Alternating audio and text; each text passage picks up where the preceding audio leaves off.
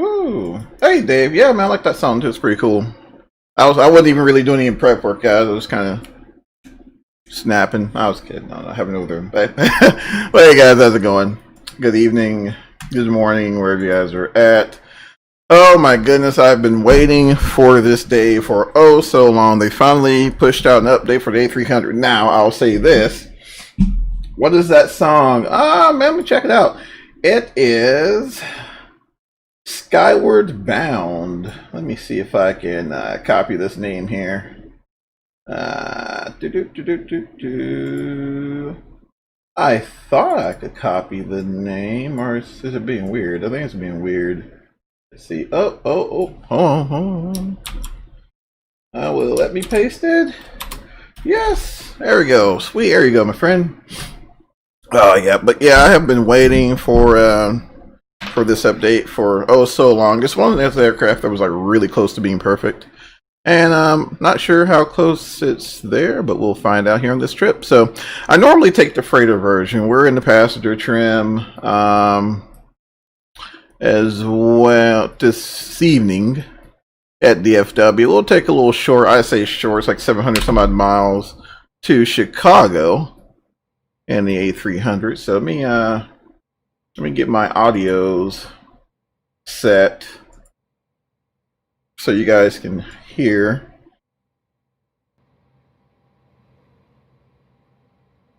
There we go. Hopefully it's not too loud. All right, so very, very non-Airbus like. I guess that's why I like it. I don't know, but awesome model. We'll dive into it here a little later. But got the flight deck warmed up. Everything's all nice and on for us. So I'm gonna go ahead and get the flight plan programmed, and we can chit chat from there. So, Disciple, what's going on, my friend? How's it going, buddy? I see they added they made this undot by default, so that's pretty cool. Pretty cool. Very eggs, I know, right? I know. I love it as well, man. I love these old birds, man. They strike a weird chord in my heart, man. I don't know. Nothing like them. Nothing like them. So the winds are out of the north here in Dallas. So I'm thinking we'll probably end up taking tree 5 left. We'll head down there via Kilo here shortly. And our cruise altitude today, I think dispatch gave us tree 50. Looks pretty good. I was a little bummed out about the winds, y'all. Not gonna lie, because last I say day or so ago, they're like 260, 250 at like 84, you know, which has been a pretty decent tailwind for us coming. That's why I picked Chicago. I was like, the winds I think are pretty favorable heading up that way, and nah. I mean, I don't know. No, we'll catch a little bit of headwind for sure. Our alternate, let's see here. Detroit. We are alternate. And while we're at it, let me see if I can get our flight. Let me see if I can kill 2 birds with 1 stone here. And show you guys the route. There we go. Of course, it's going to be right behind there. Boom. All right. There we go. There's a route. So it says tree 1. We're taking tree 5. Acuna 9 to McAllister VOR. Then from McAllister, we'll hook on to Springfield and Springfield to Welts, and then we'll jump on to Welts into via the Shane 2 into Chicago. So let's see here. While it's fresh on my mind, I don't forget. I was trying to get set up as soon as I could, guys, so you can at least see the aircraft here before it starts to get dark on us. Those are just coming in, guys. Welcome, welcome, welcome. Acuna 9. Okay, here's McAllister. That I was hoping it didn't spaz out on us. All right, then from there, what did I say? Springfield. I guess like Springfield. Springfield there. So that's Sierra Golf Foxtrot.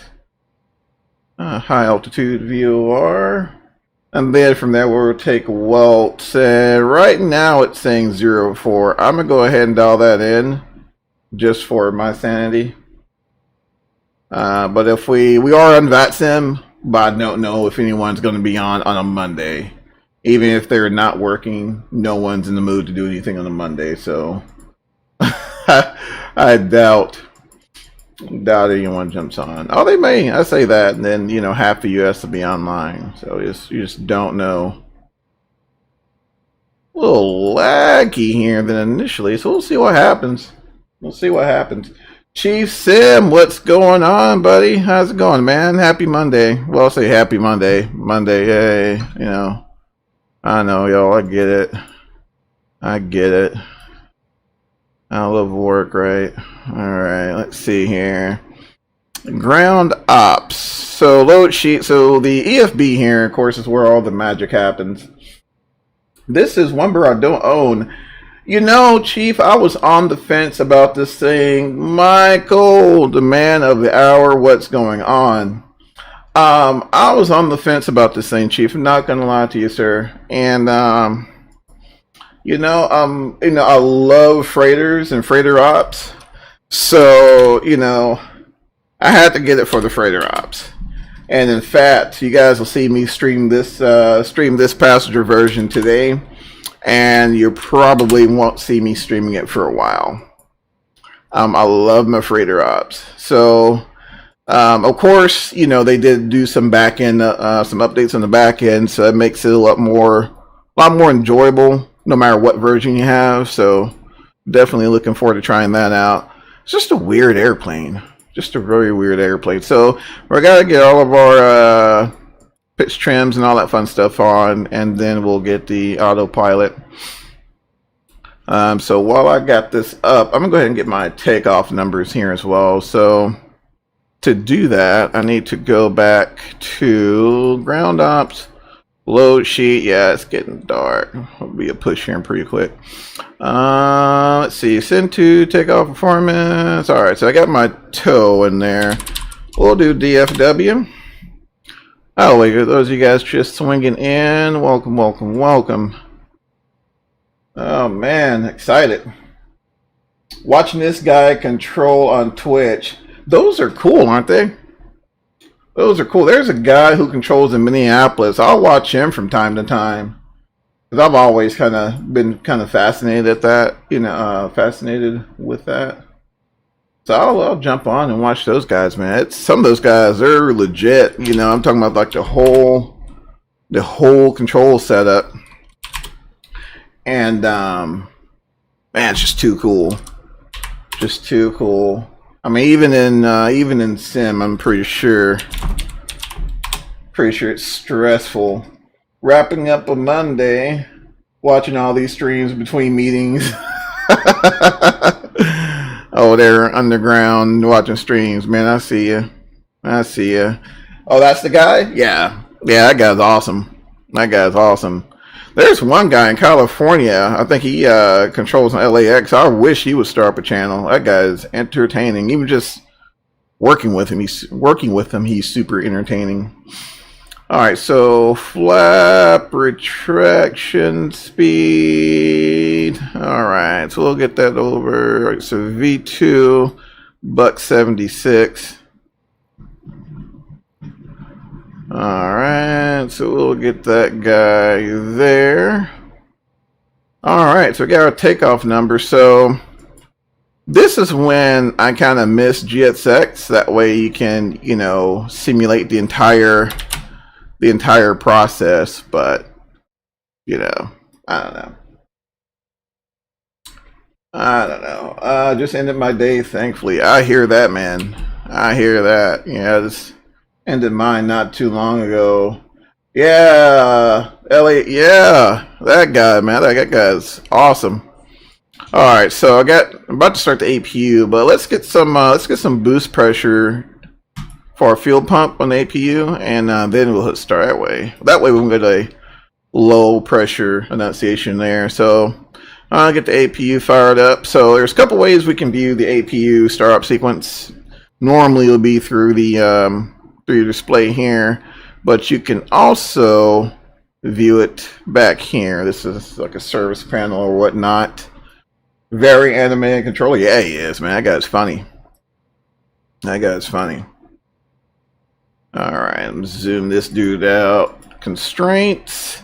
Then I'll just kind of start from the top down. Of course, there's a lot more going on here than your A320, but it's not too bad. I'll go ahead and lock the cockpit door here. We don't want any crazies to get up front. Double check the battery voltage. All three of them, a little over 25, so I can live with that. Of course, you can do your loop test. You just hold it and gotta hold it for a while. There you go. And then same one over here. You can do that as well. Make sure all set. And go ahead and get my packs all together here. And I'm gonna run these guys in econ flow for right now. Run them in the econ flow. All right, so the APU is nice and warmed up. We'll get those, get that bleed on. And let's see, we're about ready to send it. So we're gonna go ahead and get the beacon light on. And let's see here. Yo, this guy on HUD, man, this is giving me DC-10 flashbacks. You know, and it's funny, Dave, that was my first, I guess, initial impression was like, man, this feels very L1011-ish, DC-10-ish type feel. She definitely falls in the heavy category. Doesn't look like it, you know, just looking at her, but she is a heavy bird, that's for sure. I know, like, freight ops, you know, 278,000 pounds is no sweat for this monster, so this thing is, I think that's why cargo carriers gravitate to this airframe so much, is for that very reason. Alright, we'll go ahead and pull the chocks here. Try to get us out of here, y'all, at a halfway decent hour. Alright, so we're at Charlie 16 here. We're going to push face to the south, and we'll take Kilo to Tree 5. That's the plan, at least. Too many buttons. Where's the go around? Boom. Go around button. But, you know, it's really not that. The majority of these switches and buttons you only set like one time. It's really, it looks intimidating, but it's really not, it's not bad at all. Not bad at all. Alright, y'all, I think we're going to push here. So, I'm just going to double check, make sure everything's good. I'll get these pumps on here. There are a lot of pumps, but once again, you'll set them one time. Unless you got to do cross feed or something weird. You'll only have to do them wet one time. Alright, push back. And I believe this uses vertical pushback, so where I want to go. I want to go. Let's see. I kind of picked a weird gate here. We'll push about right there. All right. Head back up to the front. Take a look at the back here. Of course, fully modeled cabin. Fully modeled cabin. But you know, us in the channel here, we don't roll back. We don't roll in the economy class. We'll jump up front here in the first class. Really, really nice cabin setup. And wait for the tug here. Let's see. I also want to double check, make sure I get my chocks pulled. Alright, chocks are pulled. Alright. Forward traffic American 976, type A300, Charlie 16, be pushing back face to the south. Departing tree 5 left via Kilo to the northeast. Forward traffic. Alright. Getting hooked up here.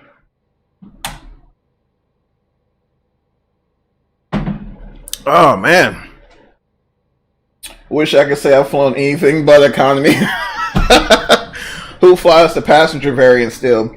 That's the only Buzz Killington, Michael. Unfortunately, no one flies the passenger version anymore. So American pretty much got these aircraft for free back in the day. It was one of those situations that, I mean, Mike, you know how sales go. They'll use something or a certain product to kind of get themselves in and kind of get themselves in there, which of course, I mean, they're still flying Airbuses to this day. So I mean, maybe, you know, I guess we can thank the A300, but yeah, they're long gone. But of course, you know, UPS and FedEx scooped them all up there. So getting ready for engine start here. So normally, Captain Saud, you'll want to start on system B. And of course, I'm going to make sure we're clear on the right. Ground crew says we're clear. So we'll go ahead and, now this is a caveat. We want to go ahead and start number 1. So we'll fire up number 1. Everything else is fairly automatic. Start process is fairly slow. There she goes there.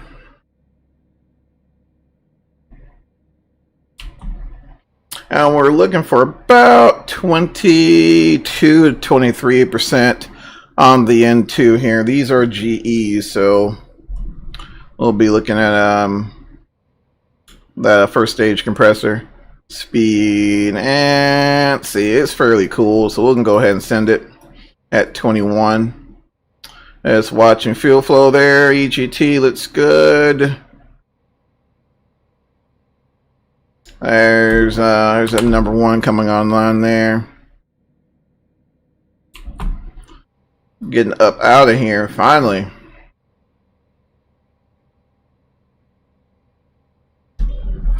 Let's see, man, it makes me so sad. And the A380 has first graveyard. Really? Oh no, man. And you know, I mean, you can ask Michael. I'm not a huge Airbus guy. You know, I'll fly it. You know, I respect the brand. I mean, it's an amazing airplane. But I do think there was some groundbreaking technology they packed into the A380, and it's, you know, it's really sad to see that thing go already. All right, so parking brake is set. All right, so now we got our parking brake set. I feel good about firing up 2. We'll go ahead and roll 2 here.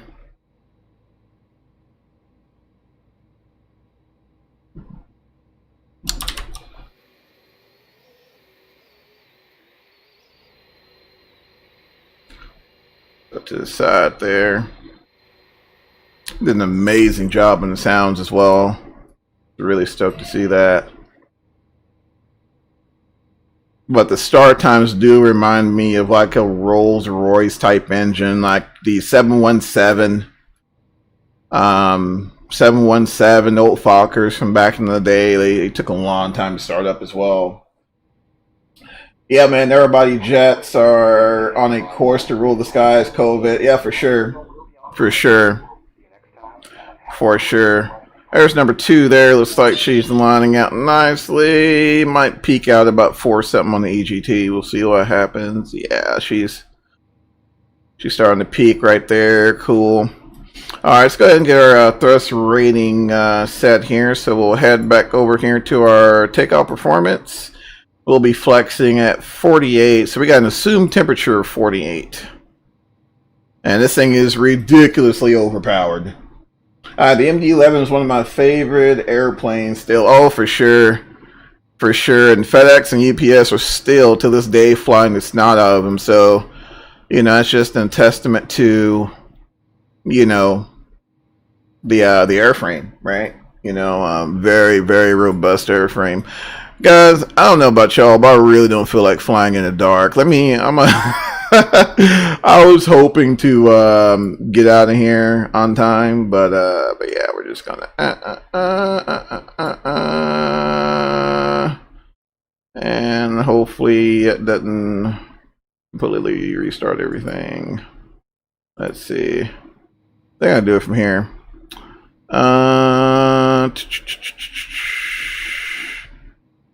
No. Let's see. I think I can do it from here. Hold on 1 second. Alright. And I really don't want to fly at night. Fly changes. Oh my gosh, like there would be light. Perfect. Alright, cool. Alright, so looks like we're all good to go there. So flaps here. Looks like we'll be using slats at 15 degrees. So we'll just drop the slats down 15 degrees. It should be good to go. All right. Oh, one more thing here. We'll test this guy here.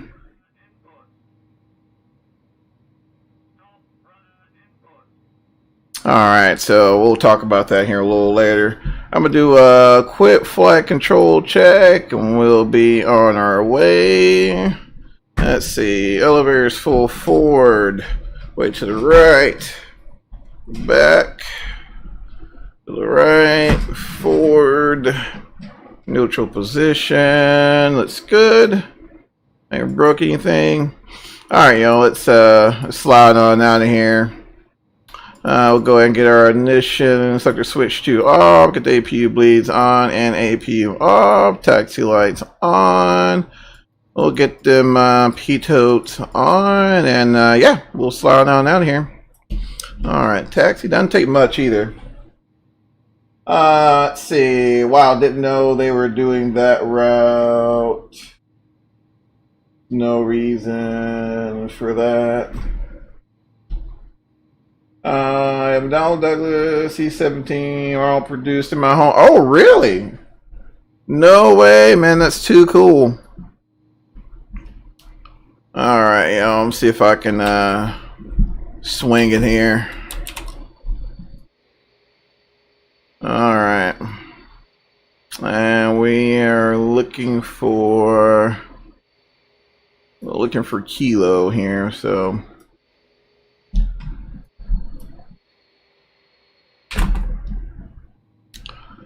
let's see. There's kilo. All right. Forward traffic, American 976, taxi runway 35 left, via kilo for traffic.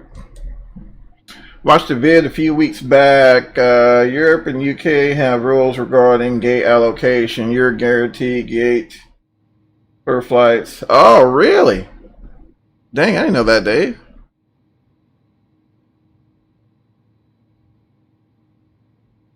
We are out of here. All right, let's get this guy lined up here. Now, here was the here's the big kind of gotcha here. Let's see. So you guys seen all that, right? Should be good to go. Get this out of y'all's way. All right, there we go. Cool. So normally most aircraft, even aircraft are equipped with a tiller, you know, which is most of your commercial aircraft, or pretty much all of them, right?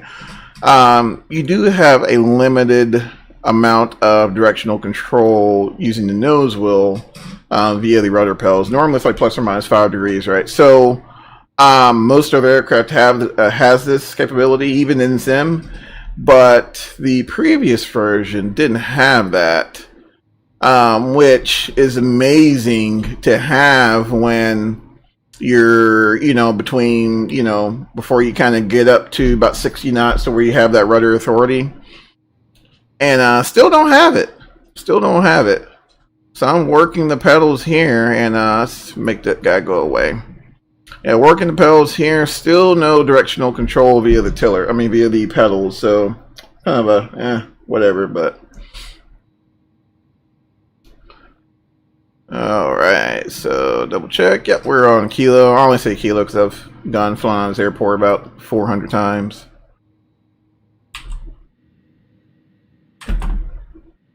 Back here. That's too cool. I think this is economy. Economy in the back there. And look at there. Got even got the seat covers as well. Too cool. Too cool.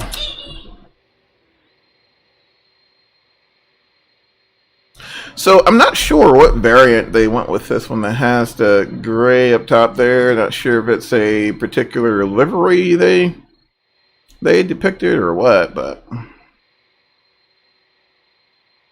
that was kind of weird. Making our way down here to Kilo. Nothing going on in the VATSIMs, guys, in case y'all are wondering. We are on the network, but nothing going on. Memphis Center's on, but not a whole lot going on much past that. So just FYI there. Double check up top here and make sure everything's kosher. So we'll depart. Need to look at, I've flown the Akuna 9 quite a few times in the past, so we'll brief it here as well while we're taxiing. So on that departure, the Akuna 9, so basically we'll climb about 356 to about 1100, then we'll do direct cousin. Then cousin, we got to make that above $5,000, and then we'll stay under 240, and then on a track of 349 across Rhine at or above. I'm sorry, not Rhine. ITTT at or above $6,000, and then on the route to published route to Akuna. All right, we'll stay on Kilo here. Yeah, that kind of bugs me, guys. I was hoping they would have gotten that added, with the update. I mean, that directional control is huge, especially like, for example, let's say if you're doing UPS ops, right, out of Louisville, and I think I can probably count on one hand how many times I've departed out of Louisville, and there not be any sort of like crazy winds, and it's always a crosswind in Louisville, always. And I remember there was at one point, I think I showed you the METAR. It was like, I don't know, some crazy like 25 gusting 30 or something. Fortunately, it was within, it was within the crosswind component. We had enough rudder authority, but that under 60 knots, that takeoff roll was rough. It was rough just having that tiller because, sometimes it can come off as a little too sensitive, right? So, it was a little aggravating. Yeah, that crosswind was insane. It's always in Louisville, man. I have no idea why. So we're going to use full length here. So we'll take Echo Romeo. This thing's just massive. And this is what I love. I think this is like probably my, one of my more favorite characteristics about this airplane is you really feel the mass of the airframe. I mean, even when you hit the brakes, the whole airframe sways. You can see it. Can't really feel it, of course, but you can definitely see it. I don't know if you'll feel anything in the butt kicker or whatever. can't get Mike to get this one, so can't happy with the test, but yeah, it's insane on this thing. So all right, we'll go ahead and twitchy rudder issues. No, you got that right, my friend. You got that right. All right. There's let's see. Spoiler is armed. We'll go ahead and get the strobe set to auto. I'll put them on here once we get on the runway environment. All right, files clear, runway's clear, clearance received. Go ahead and make a call. Forward traffic, American 976, runway 35 left, departure to the northeast, forward traffic. All right, let's go ahead. About 30% should get us rolling. That's what it says there on the numbers. So nice little crawl. All right. I'll go ahead and put this guy on takeoff. So really cool thing about the A300, we don't need to stabilize the engine. So that's really, really cool. So just straight toga, all throttle takes care of the rest. We'll go ahead and get on profile and nav mode here as well. Auto brake, you want to set that the last minute according to some drivers there. So we'll do that. We'll do a rolling departure here. We won't hold the brakes at all.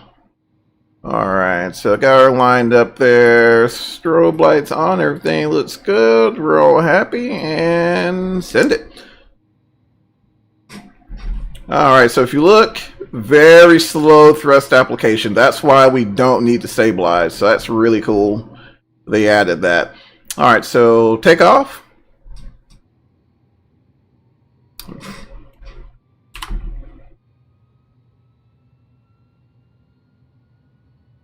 Takeoff power is, let's see, waiting for her there. It's slow. All right, takeoff power set. Engine instruments and limits. Air speeds allowed. There's 60 knots. Now I got a little rudder authority there. There's 80 knots right there. All right, I'm off the nose there at 100.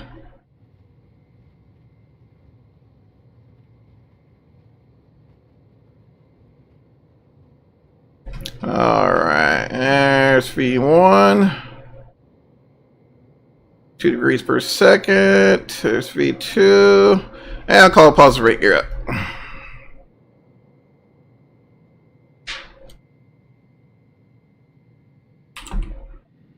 We are gone. This thing has so much power, it's insane. Forward track American 976 on the upwind, clear 35, departure 35 left, departure to the northeast. So let's call forward traffic. All right, slash retracted.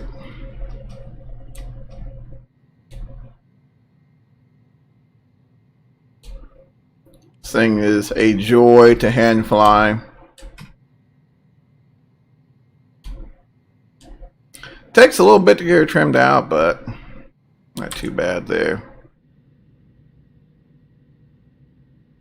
Passing old Louisville Lake there to the north of the field. Stalker Sims sounds are a bit low. I can fix that. And we'll try to fly. How's that, bud? Hopefully I'm not going to blow your ears out. Alright, we'll go ahead and clear ourselves all the way up to 16,000. 16,000 there.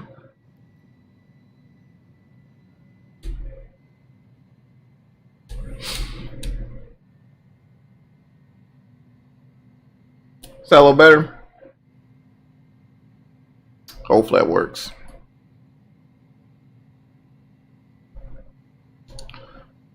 All right, getting ready for a turn here in a little bit. A little bumpy out here today in Dallas, which is surprising because the air pressure is, barometric pressure is pretty high today. It's like 3013 inches of mercury, so should be pretty stable air, but I know it was pretty warm out today, surprisingly. It was like 80 something degrees Fahrenheit. You know, that's our old American imperial measurements. But all right, got an 8.5 there.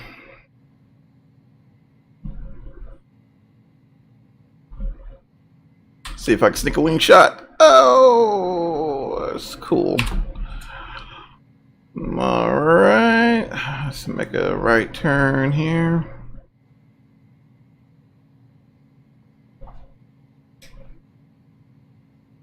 All right, there's 10 grand there.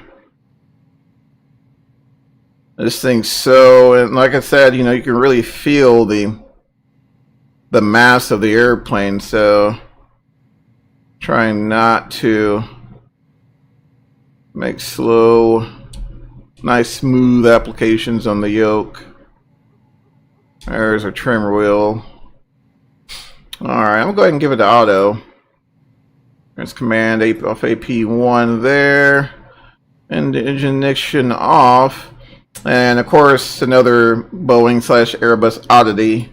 The landing gear lever has to be in the off position to depressurize the hydraulics. It's weird, I know, but yeah.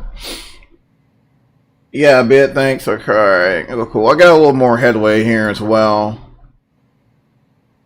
Let's see.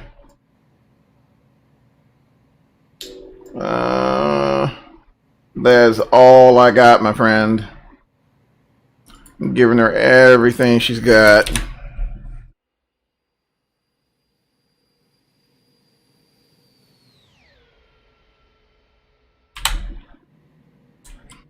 Add to the back here a little bit. Yeah, the sounds are phenomenal. I don't know how they sound on your guys' end, but they sound amazing over here. Amazing. Alright, let's see. Landing lights off there. Everything looks good. I'm going to get that guy off.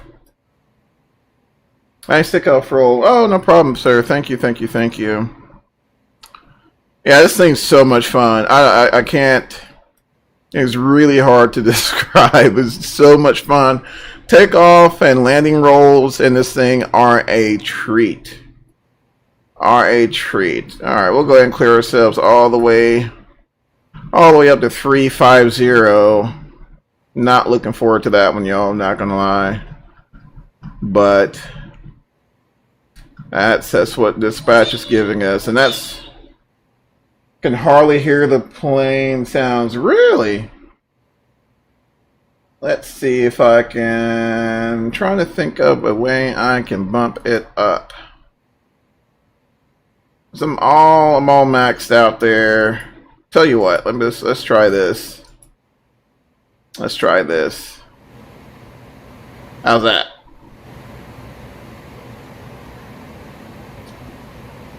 Double bear, guys. Roar. What's going on, James? How's it going, my friend? That's true. All right, we're 18,202 millimeter. What's going on, buddy? Yeah, still low? Alright, I think I got a little bit here, man. I'm going to go ahead and send it, so just let me know if it's too loud. Alright, what's that looking like for you?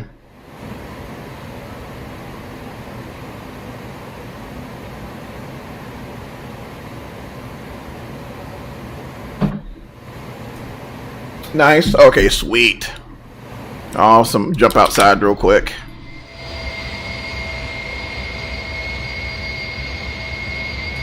Not a whole lot of wing flex either. Sounds good now? Cool. Appreciate it. Let's see here. Alright, there you go. I've been meaning to do that, Mike. There you go.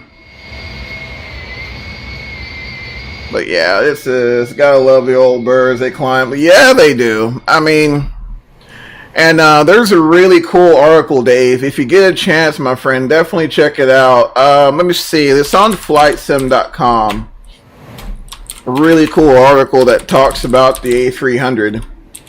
And I think the guy flew for American, if I'm not mistaken. Let's see here. Let's see, features. Let's see if I can find it. But yeah, he talks about the A300 and is it special reports?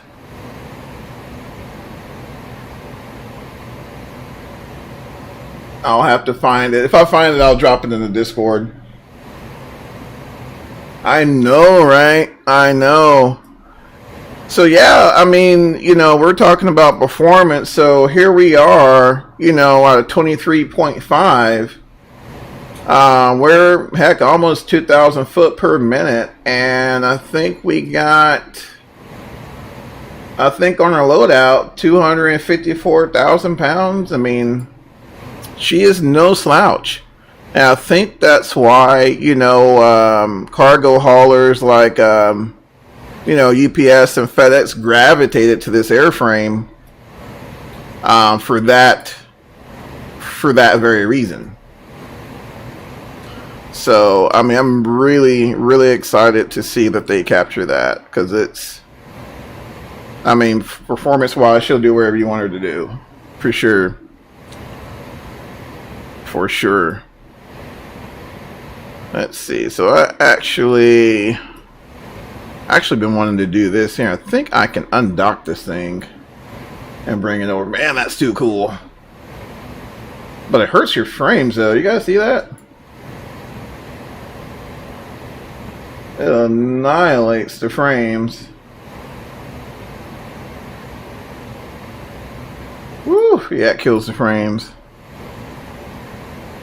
Zoom out a little bit on routing. Alright guys, let's bring in, thanks for the likes by the way. Those guys who are just swinging in, welcome, welcome, welcome. Getting all, this airplane gets me riled up. I love this thing. I mean, you can ask Mike, even like for a week straight, that's all I did was 300 ops for a week straight. Those 300 ops. This thing is, let's see, let's get her. Whoa! Alright. Going here. But yeah, you know, and I've noticed over the, I mean, what, past year or so, you know, we're not seeing as many classics as we used to, and you know, I think that's I don't know, it's kind of sad, you know. I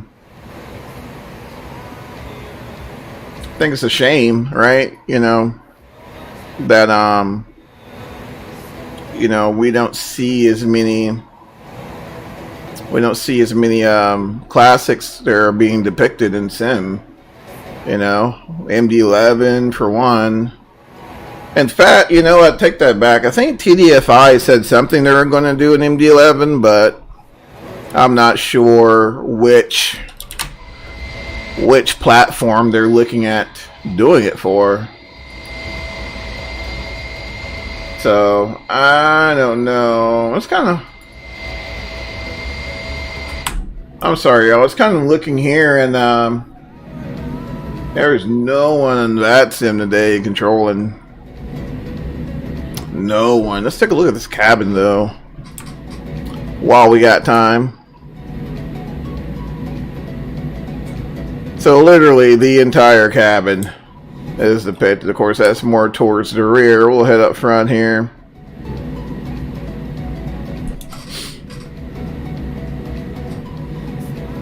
Head up front here, seeing what's going on. I mean, of course, it's not Zebo level, right? That we're all accustomed to, and quite frankly, you know, I don't know, I feel a little spoiled. It's like, oh my gosh, you don't have passengers in the back or whatever, but I don't know. It's more or less a, you know, I don't know, nice to have. I mean, is it necessary? No, not really, but I mean, it's pretty cool to have. I'll say that. See the curtain pulled back here.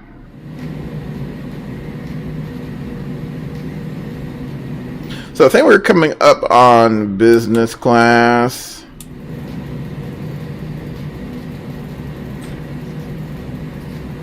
Business class, and let's see here. Oh, nope, this is first class. It's first class, I'm sorry. Is it first class? No. There's another row, I think. May have been missing it. Oh, no. Yeah, I think this is the... Yeah, this is a whole nother class up front. By the curtain here.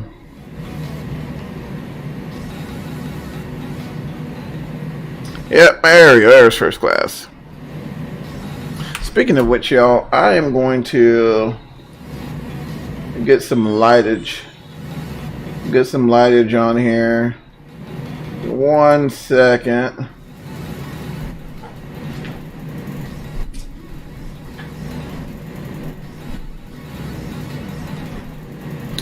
Alrighty, there we go. Too cool. Oh my gosh, that's so much better. So much better.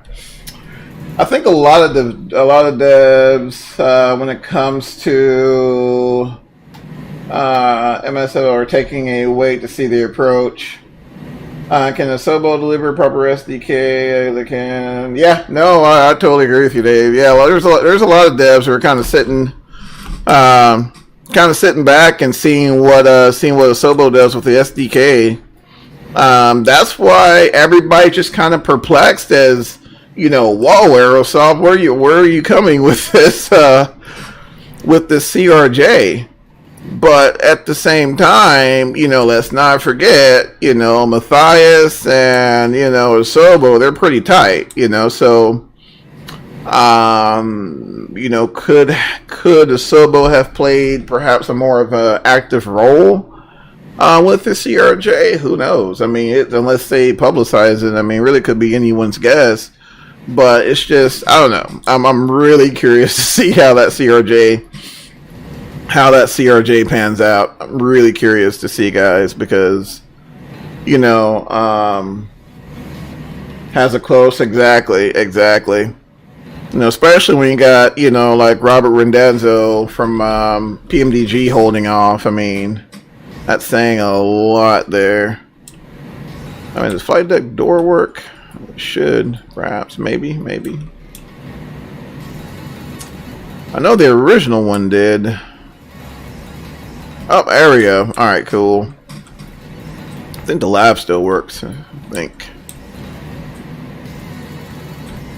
Yeah, cool. So, I mean, pretty much a fully featured cabin there.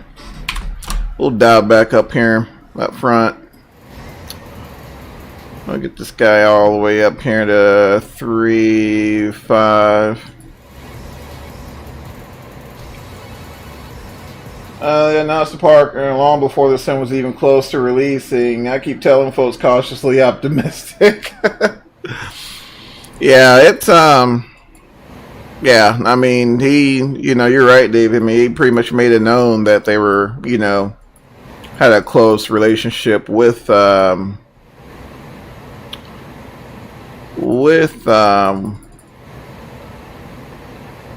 Sobo. So, I mean, there you have it. I mean, I guess, you know, in a way, why are we surprised that they're releasing a Sierra J this soon? Go ahead and get some lights on.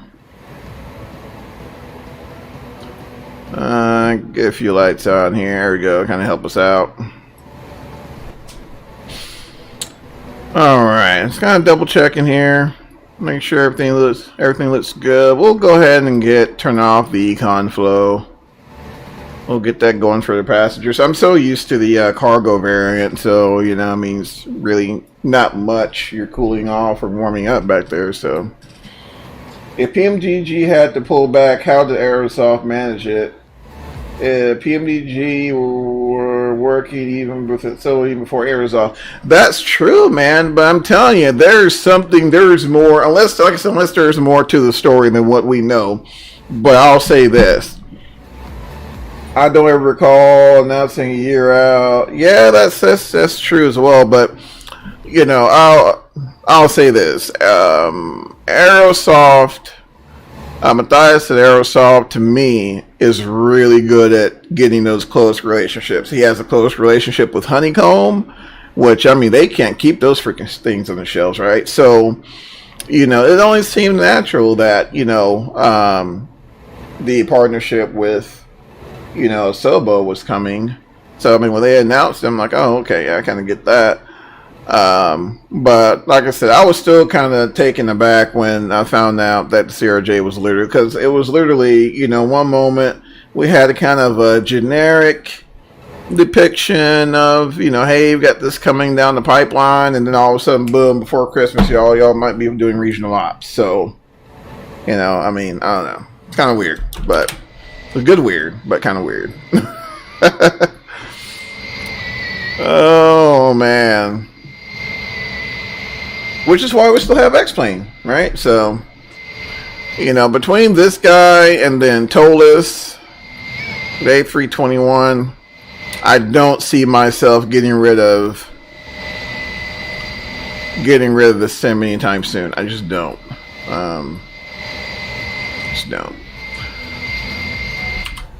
For a while, I mean, you know, X-Plane had a pretty wide selection of regionals. You had the CRJ 200, you had the Saab 340, the ERJ family that was done by Etzcrafts. I mean, to me, it just flies extremely well. To me, that's probably the best the best regional jet I've seen for a platform thus far. You know, I know I had the CRJ. I think Mike mentioned it. I had the CRJ during for P3D, and it was okay. But you know, I think this could be contributed more to the platform than anything else. But the performance was just, to me, it was not there. You know, it was not optimized at all. I'll tell you another one that was really good from an avionics standpoint, but everything else was kind of, I'm not sure what the heck happened with it. Phil there had a really good E-Jet, Embraer E-Jet. Of course, you know, I've always had this opinion with Phil there. They do amazing work on the avionics side, but the visuals always seem kind of lacking, you know, which I was kind of excited to see that they had partnered up with Aeroplane Heaven, but man, that did not work out at all. I still don't think they got that thing right.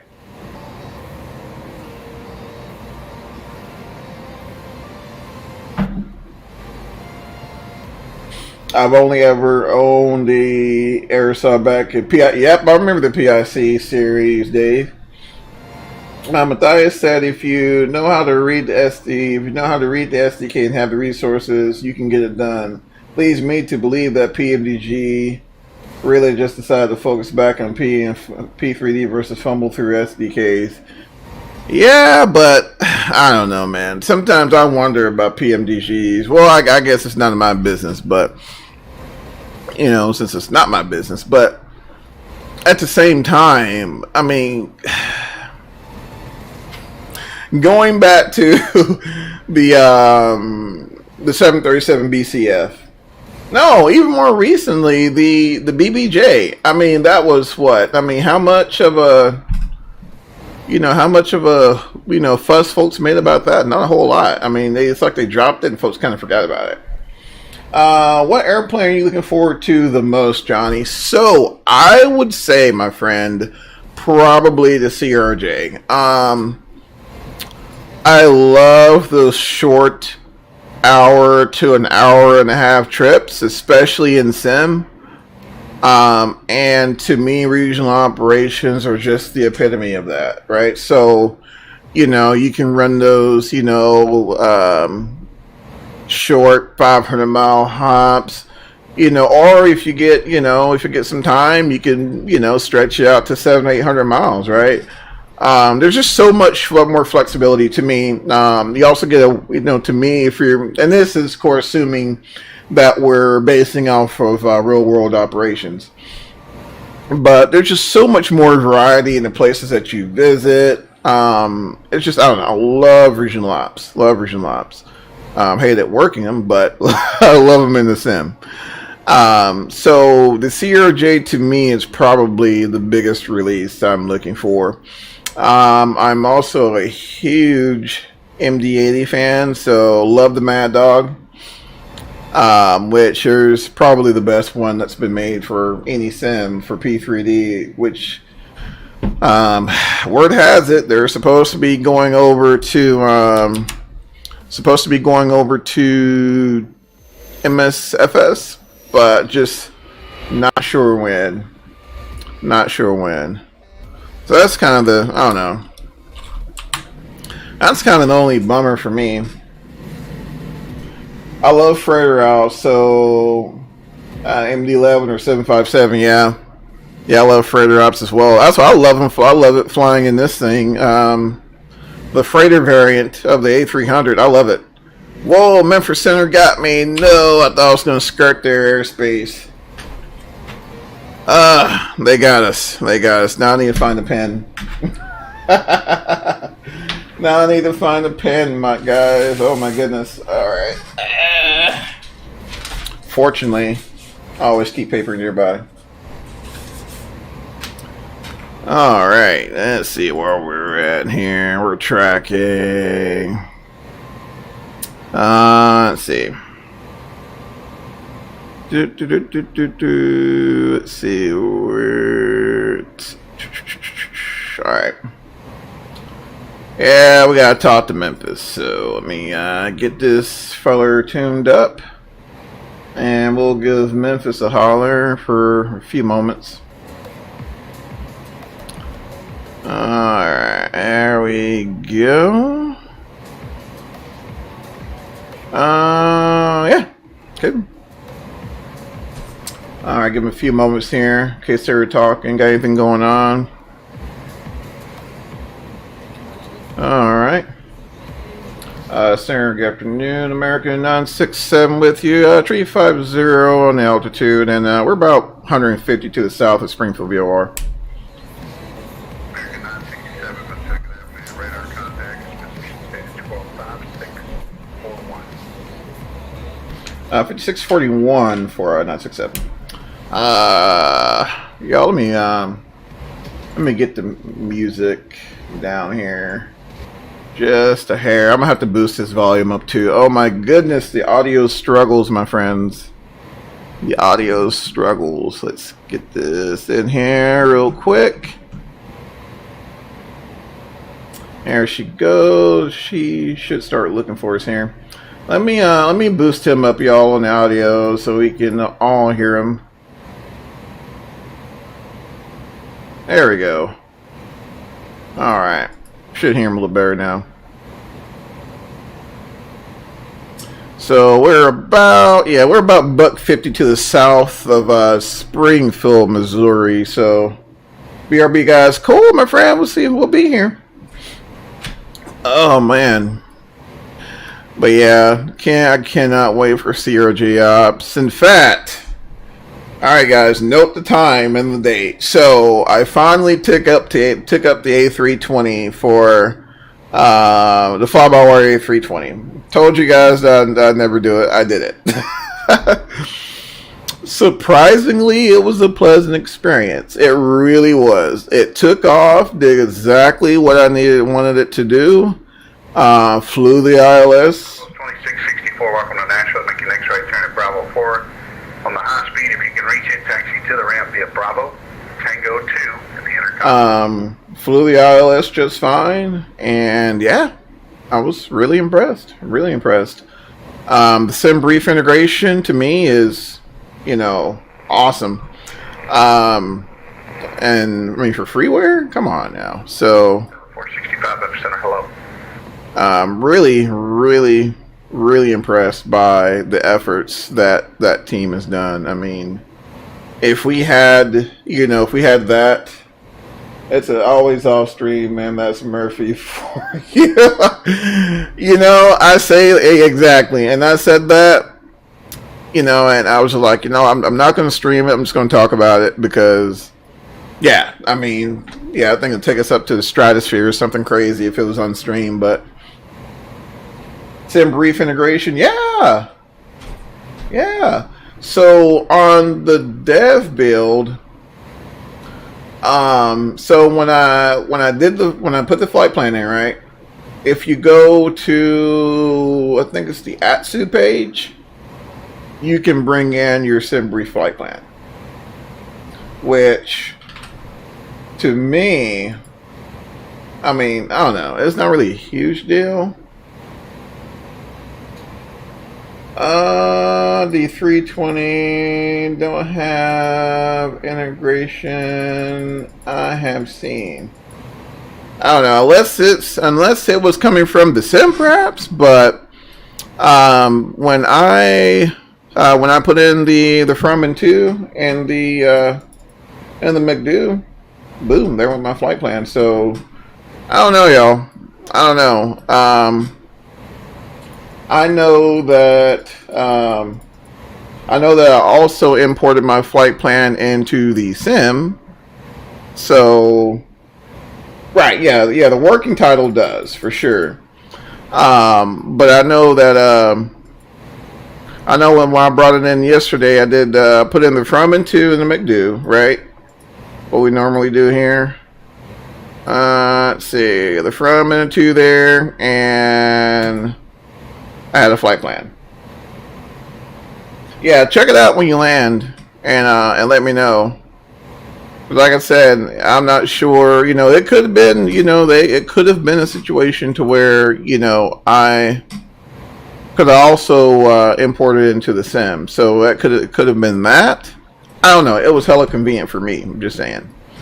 So, I mean, even if there, for whatever reason, there's not sim brief integration, I was still highly impressed with, the overall experience in comparison to what we initially had. Maybe it was added. Let's see. Maybe it was just added. It could have been, and like I said, it could have been. It could have been also that the fact that I imported the flight plan into 2020. So, yeah. If you don't mind, Dave, when you get a chance, double check that. And like I said, that could have been me, but. From the last stream when I streamed it, and I think I went to, what's the airport called? Something Yeager in West Virginia. And, yeah, I mean, in comparison from then to my experience yesterday, I mean, it was night and day. So, sim brief aside.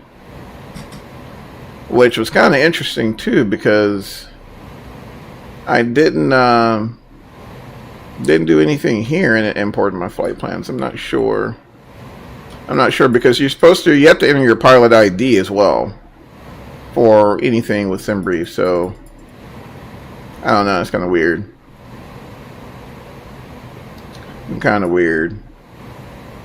But yeah, my experience with the A320 was fairly pleasant, but I don't know, which I guess this might be a modeling thing, but does the nose of the A320 seem a little stubby?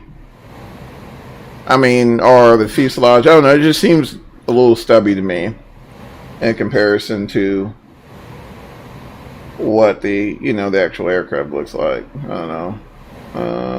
Okay, no. I don't know, it just seems real stubby. But then again, I don't know, it's not sure if it's just my perception of it or what, but it seems really stubby to me.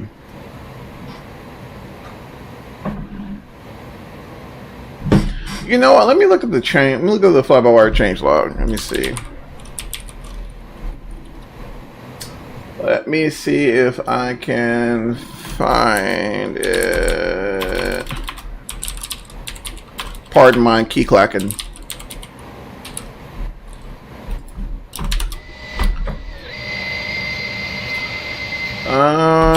Let's see here. Updates, no. Check it out here on GitHub. Okay, 2308, converging traffic. Let's see here. Miles northeastbound, flight level 350. And control F, sim brief.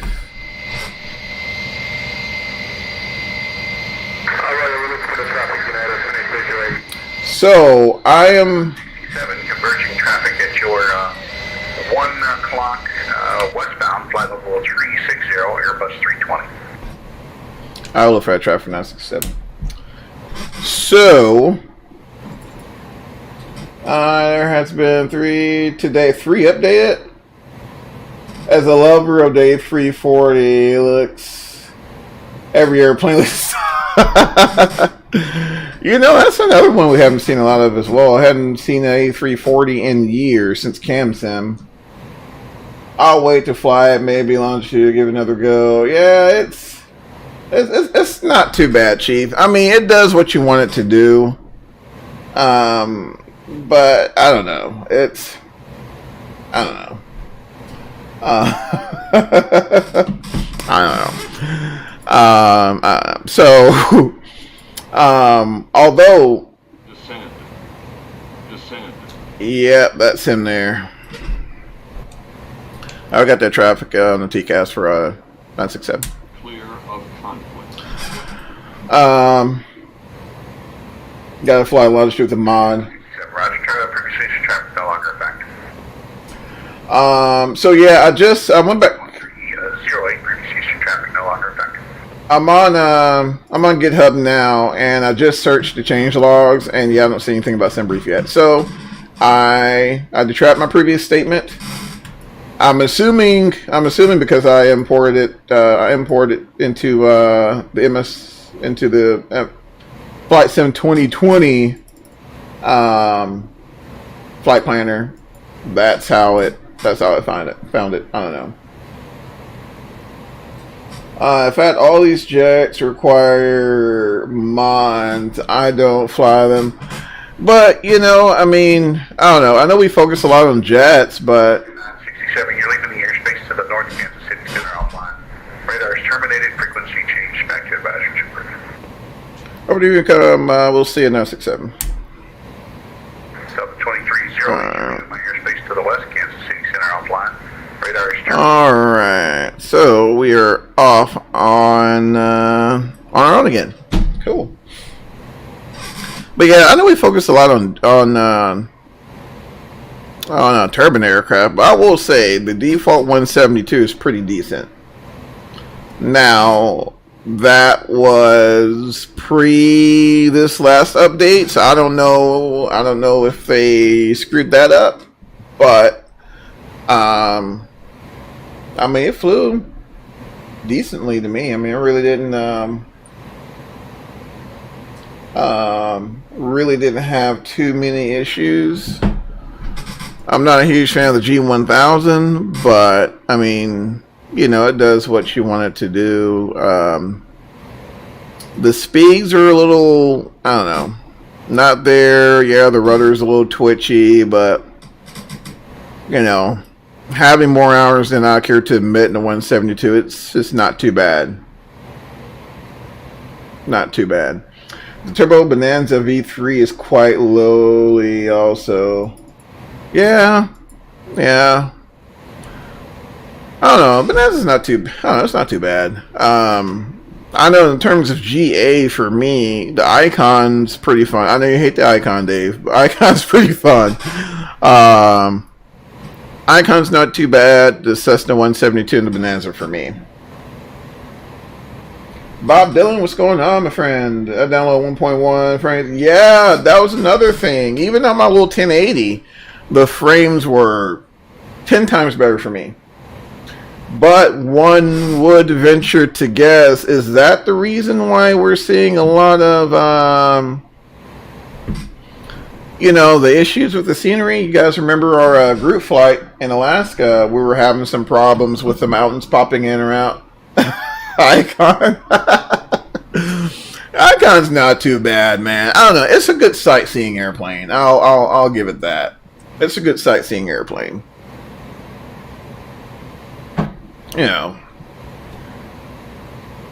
gotta give it some props. No pun intended. But appreciate the lights, guys. Those of you who are just new to the channel, welcome to the circus. And the A300 here. I hadn't done no passenger views, y'all. Let's sit back here for a minute.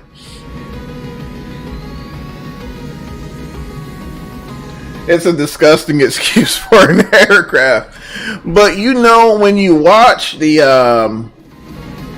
like the promo videos, they don't pitch it as an airplane. They pitch it as, you know, I got a bunch of money and I kind of want to fly, but I really don't, type of deal. And so, like, for example, like, it took me 10 minutes trying to figure out, like, where do I put my altimeter setting, you know, because they have the first gauge you see is this altimeter, this speedometer looking altimeter thing. I don't even know the thing has it's been a while. Mike, did it have an attitude indicator? I don't even think it did. Not doing many realistic ops in it though. Oh no, I don't think it's really even the real aircraft is not set up for IFR ops at all.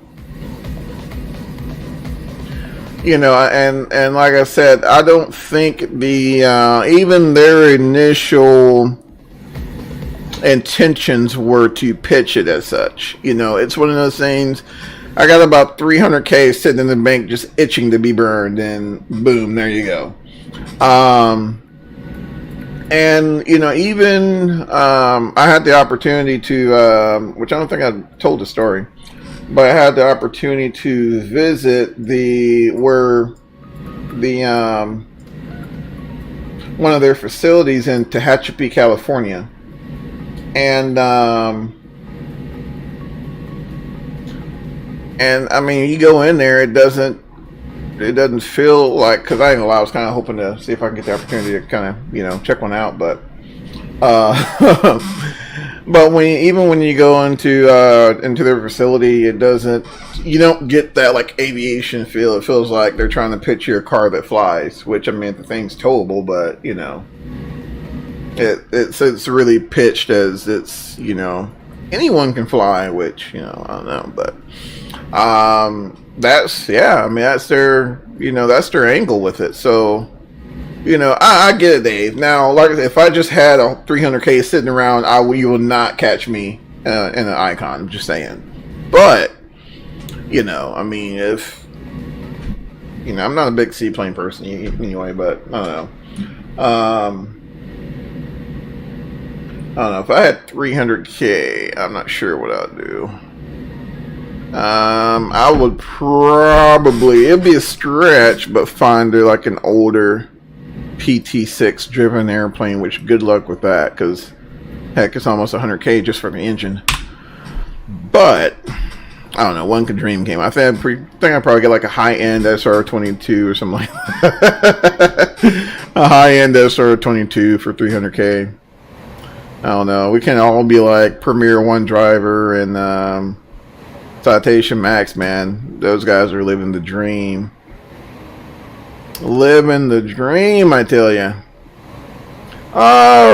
See, almost crossing Springfield there. Let's look at our Prague page and see what we're looking like. 437 miles to destination. I told you guys we're going to be dragging on this one. So we got pretty much a dead crosswind. Come across the nose there, 52 knots. I'm doing 427 across the ground, so I'm looking at about another hour. Yay. That's fine, though. That's fine. So I was thinking about taking it to Tampa, but I have not. You could get a fleet of used 152s for 300K, exactly. I don't know, my friend. At this moment, I don't even think I could fit in the 152. Oh man, even when I was training, I think the 172, the 180, 182 is really nice. The 152, I was much smaller and it was a stretch back then. But you can get a decent Piper, believe it or not, you can get a decent Piper for under 100,000.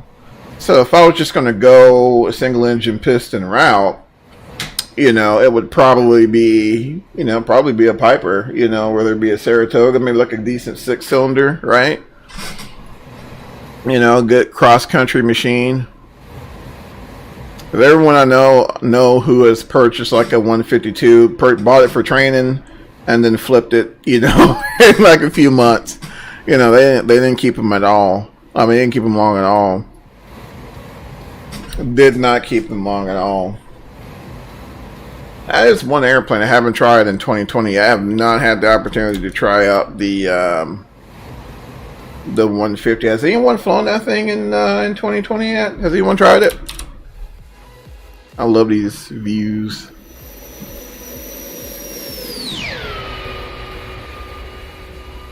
Getting pushed by that 52 knot wind. Awesome. We're doing 0.78 as well, so I mean we don't have a whole lot of playroom either, so it's not like we can pick it up to 0.8 and think we're gonna get much better performance. I've heard their doors can fly open sometime.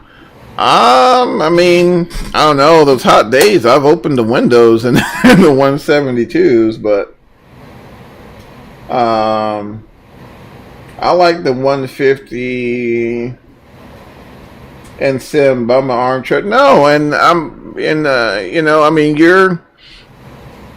mean that's the general consensus of even real world 150 152 operators. It's a very stable machine, cheap to operate. In fact, I mean, there was a kid, I think the guy was like, I think it was like 20, 25, 26, bought a 152 for, a little under 20,000, did all of his training in it and turned around and sold it. I mean, it's a very flexible machine to get your tickets in. I mean, heck, you can get them wet for, depending on where you go, $100 an hour. If you get into a club, I've seen them like $70-$75 an hour. Very stable machine. I mean, you can do spin training in them and let go of the stick. I mean, it's designed. It's inherently stable, if that makes sense. So, if I'm flying and I get all topsy-turvy, or whatnot, and I just, kind of wave my hands in the air or whatever, like I just don't care. But, just kind of whatever, if it gets in an upset situation, if you let go long enough, it'll naturally settle out, and that's what makes them good trainers, right? So, I mean, Cessna, to me, like the 152, 172 is just a workhorse. I mean, a workhorse. And Pipers as well. I mean, the Cherokee 6, just a solid machine. So, no, I mean, that's, I haven't taken, that's the only thing. I know, I mean, like most 172s, I mean, it'll start flying about 55 knots. This one does the same thing, keep a little back pressure in there. She'll start flying about, 55 knots, 60 knots, depending on, what your weight is. That's pretty close. Now, I hadn't done any, like, PTS maneuvers to see how accurate the aircraft is in sim. Because most of the time I'm just, jumping at, that's what I love about 2020 is that, it's funny we're talking about 2020, but we're in X-Plane, but anyway, it's just a solid VFR platform. It may not be, I guess it may be classified as a game for now or whatever, but, it's a solid VFR platform. I mean, that's just all it is to it. all of this to it. Now, let's say if I'm doing like an FNO or a gun or something, I feel much more comfortable in X-Plane or P3D as of right now. But like I said, that will change, as the platform matures, like Mike was talking about. And I think we're definitely in for a treat. But I got the standard version, so I hadn't tried the Cirrus or anything like that. I know the Bonanza. I SIC'd in the Bonanza with a buddy here in a local airport, and the thing's a beast. The thing's a beast, real world. So that's what. And if you go back, I don't know how many streams, Mike. If you go back, I don't know, like 8-9 streams previously. I took up the Bonanza. I was like, this is taking. It looks good. Of course, everything in 2020 looks good, and so I took it up, and I mean, the thing could not hold. I think it was like 8,500 feet. Couldn't hold it. Could not hold it, and no matter what you did, I mean, leaned it out, richened it, whatever you did, just could not hold it. And so I kept wondering, like, I don't remember the Bonanza doing this. I just didn't. So, when they released that mod, I was really excited to see that because, that's the Bonanza is another cross-country machine that I think, can provide one with some awesome cross-country trips. So if you haven't tried it, check out the mod, the Bonanza mod. I forgot what it might be on the Discord somewhere. If not, I could post it. But yeah, Dave, I don't. Interesting, but I still have a phone. Mike, you're missing out. I can't get you out of them jets, man. I can't get you out of them.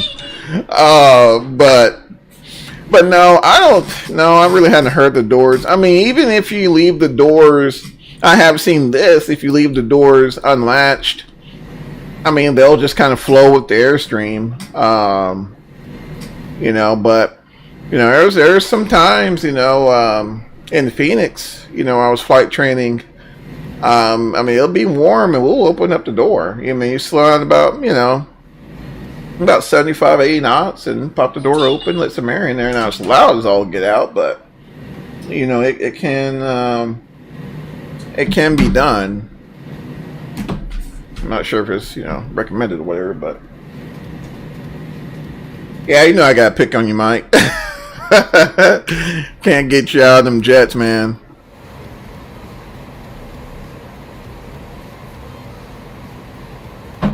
No, there's nothing wrong with them, though. I mean, for what we've been dealing with in the past till now, I mean, yeah, it's, to be honest, it's hard for me to get out of that CJ4.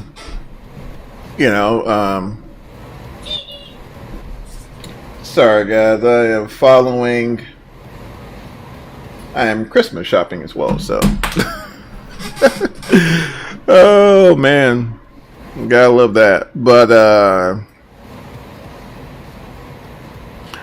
yeah, I mean, it's, I don't know. But then, just when and this is why I say the community is just awesome right now. Because just when you think our minds are about to be blown in 2020, boom, here goes Tolis with the new version of the A321. Now, I kind of sat on the fence when it initially released. I'm like, well, I kind of had the Labs version or whatnot, and I'm cool with that or whatever. So these guys, I'll take a honeycomb things.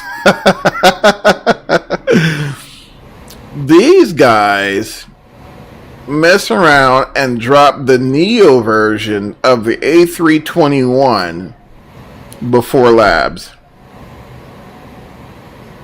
Let me repeat. Tolis dropped the A320 Neo mod. I say mod, it's basically a whole nother airplane.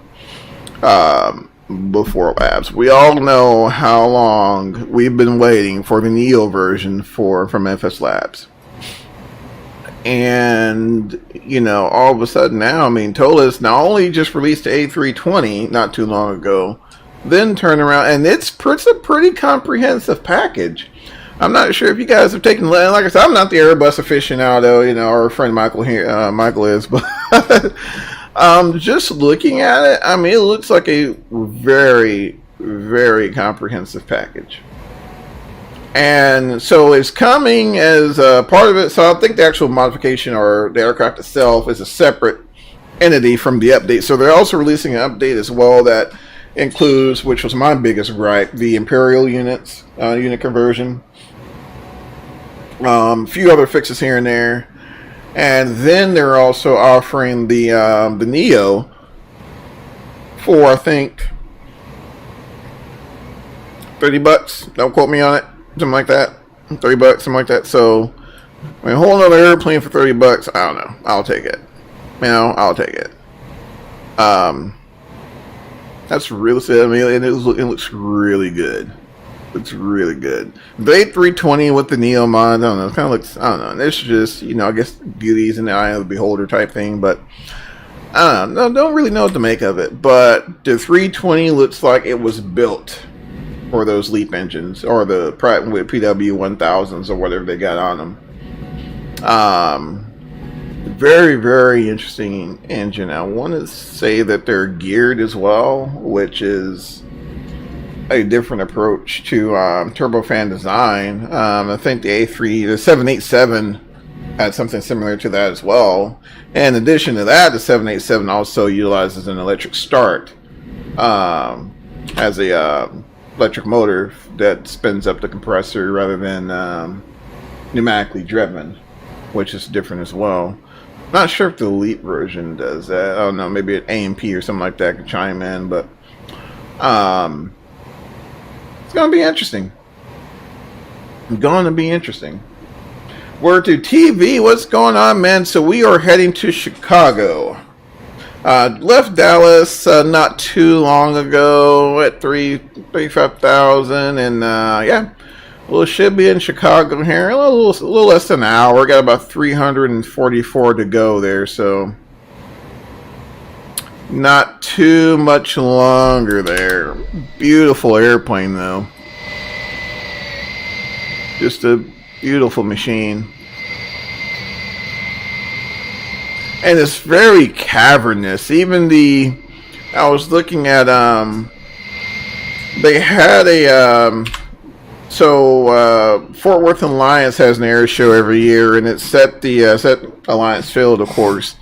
And FedEx, they'll put one of these out on display, and you walk in them, and it's just cavernous. I'll rent a hotel room for $400. It's just extremely cavernous. So, I mean, it just made sense that these guys were destined for cargo operations. But, you know, very, very well put together airplane from IniBuilds or IniBuilds, however you want to pronounce them. But $400 for what, my friend? And also, what hotel room you're staying at too for $400? Would that be a night, or hopefully it's not. Unless it's like Great Wolf Lodge or something crazy like that. I don't know. Let's see. Constraints are already set. I'm really surprised, guys, that they have. Let's see. Do A300s? Do A300s get retrofit with modern avionics at all? That is a really good question, because I ran up on a article from, let's see here. That, not FedEx, I think it was UPS. That ran up on an article that they're actually in the process of doing a retrofit yearly Man, Scottish Inn. But they're the UPS was doing a retrofit of the avionics suite on the A300s, which kind of gives you an idea that they don't plan on letting them go anytime soon. So that says a lot there. But I mean, of course, it's the all glass setup there. I mean, it's a huge departure from, you know, what's currently in there. I just dropped a link there for that article. But, you know, it's kind of cool to see. You know, but I don't know, I think to me, I think the biggest, you know, especially running cargo ops in this guy is, you know, they get this thing in the just weirdest airports, you know, 60 to 6,000 foot runways. A lot of like Class C, a lot of Class D airports to fly this thing into. Any great GA crafts that you know I can download for which platform? For X-Plane? Let's see, there was.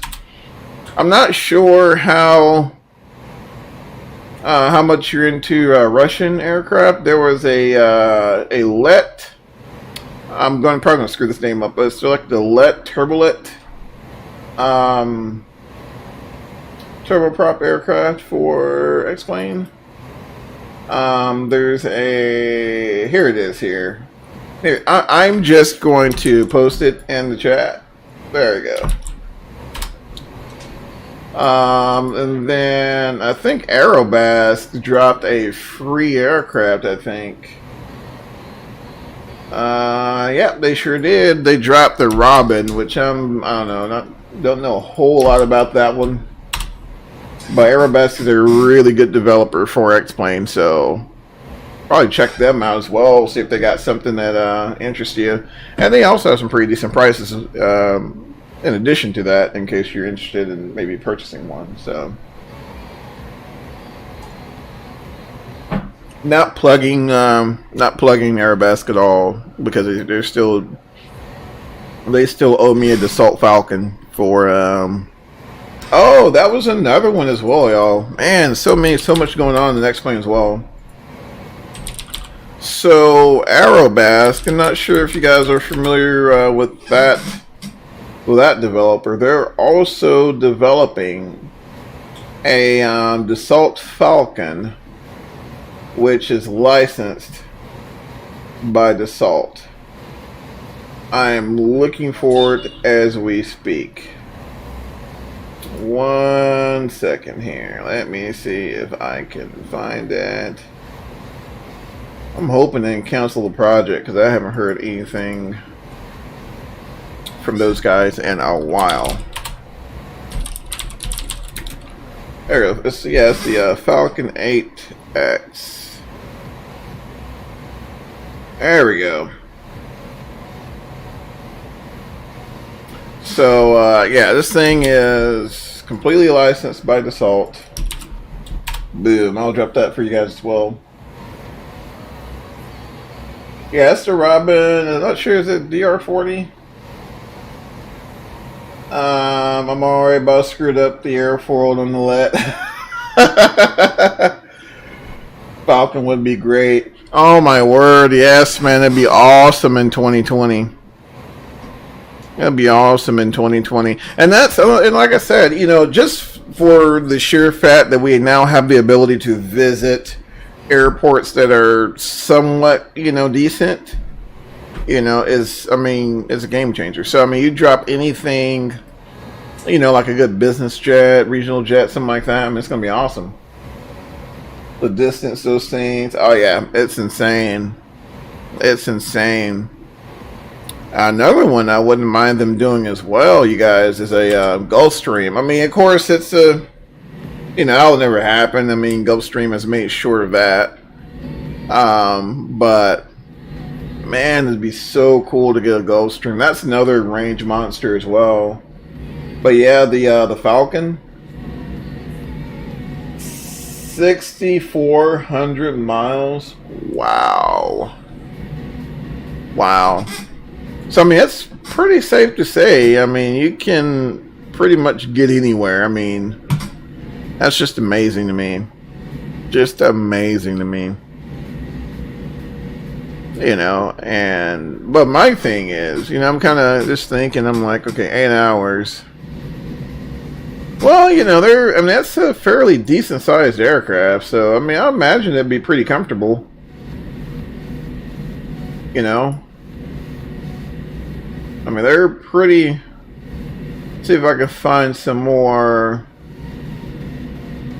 And so the Threshold also has some more views as well of the Falcon.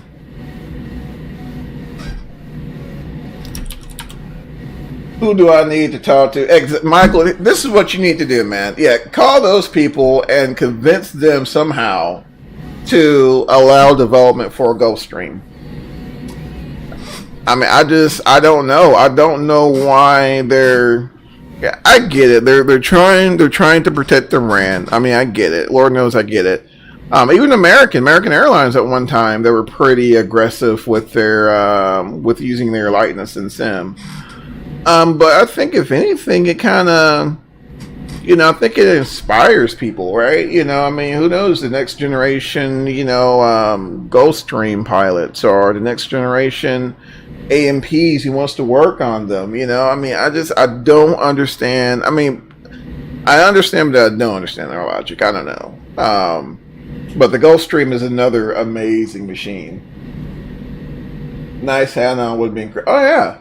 Oh, yeah. I mean, I think it'd be, you know, why not let a Sobo do... Well, hold on. I take that back.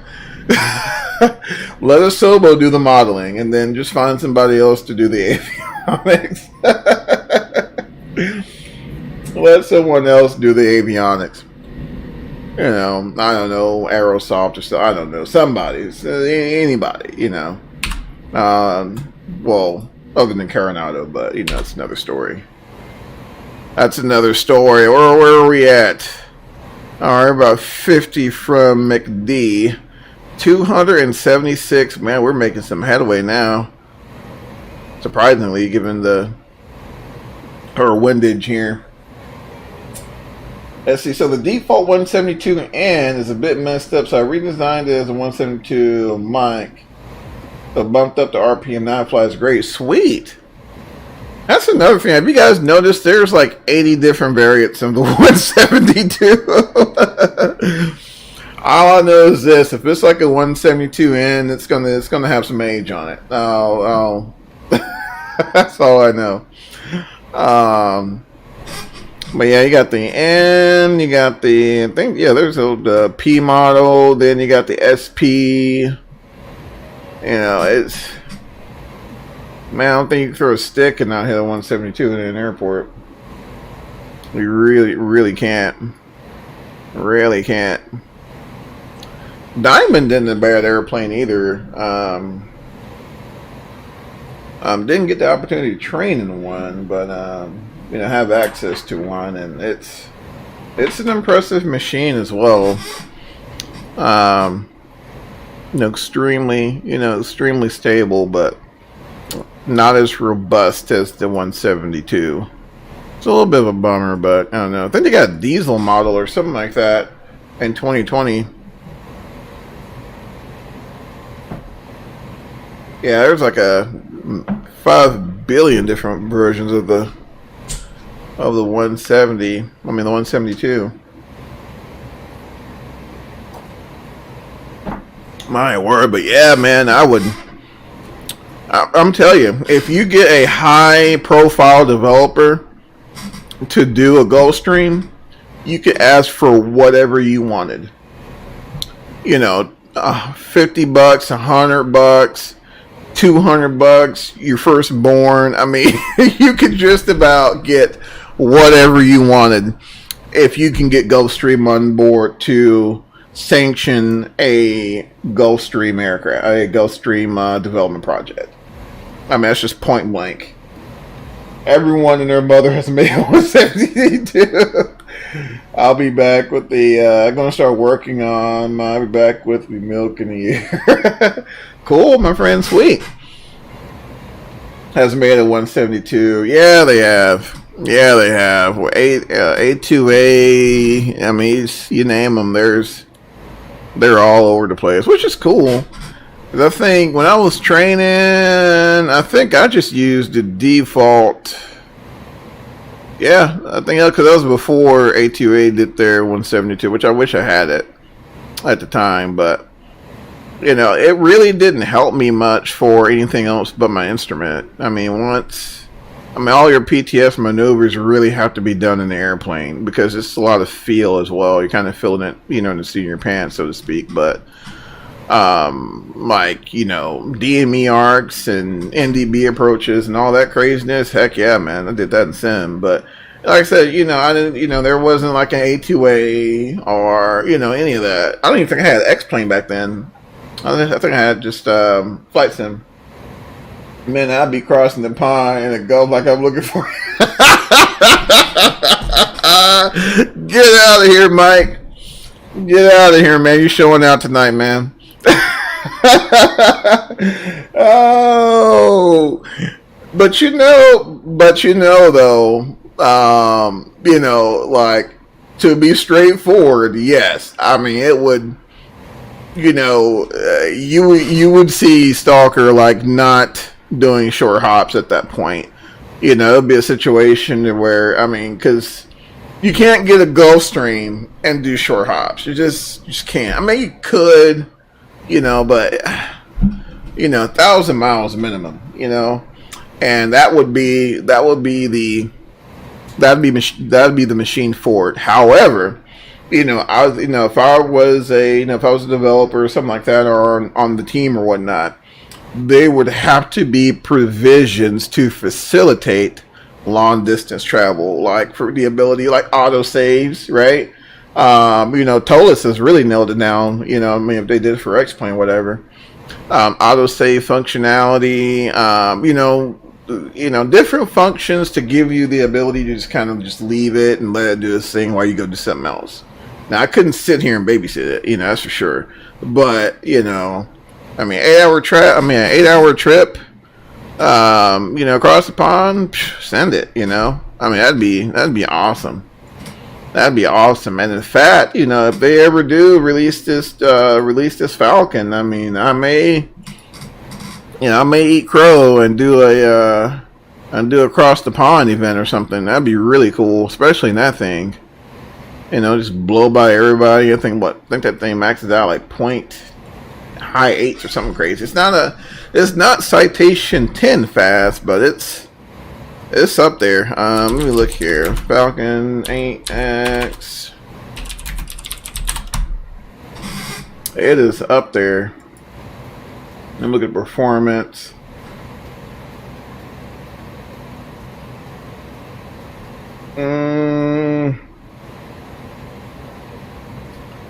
For 60 million, sweet. Totally do that. 6,400 miles, good grief. 51,000 feet. I think it's speed here, y'all. That's what I'm looking for. Crying out loud. Man, that thing's beautiful.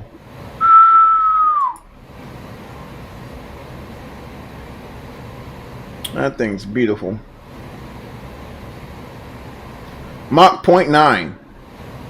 0.9 for the Falcon 8X. Goodness gracious. Could you imagine?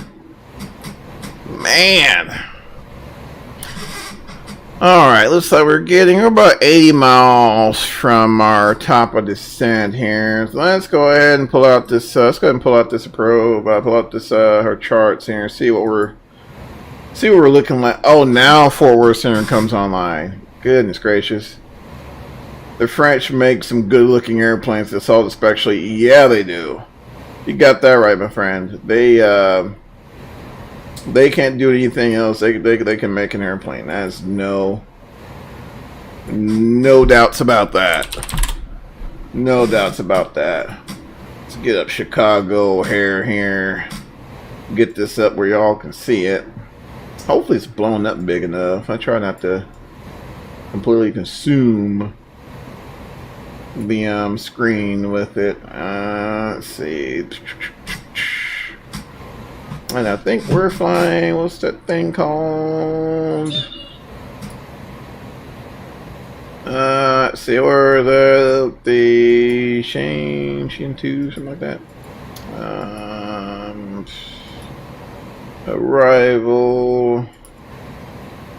Alright, so I think Welts, McD.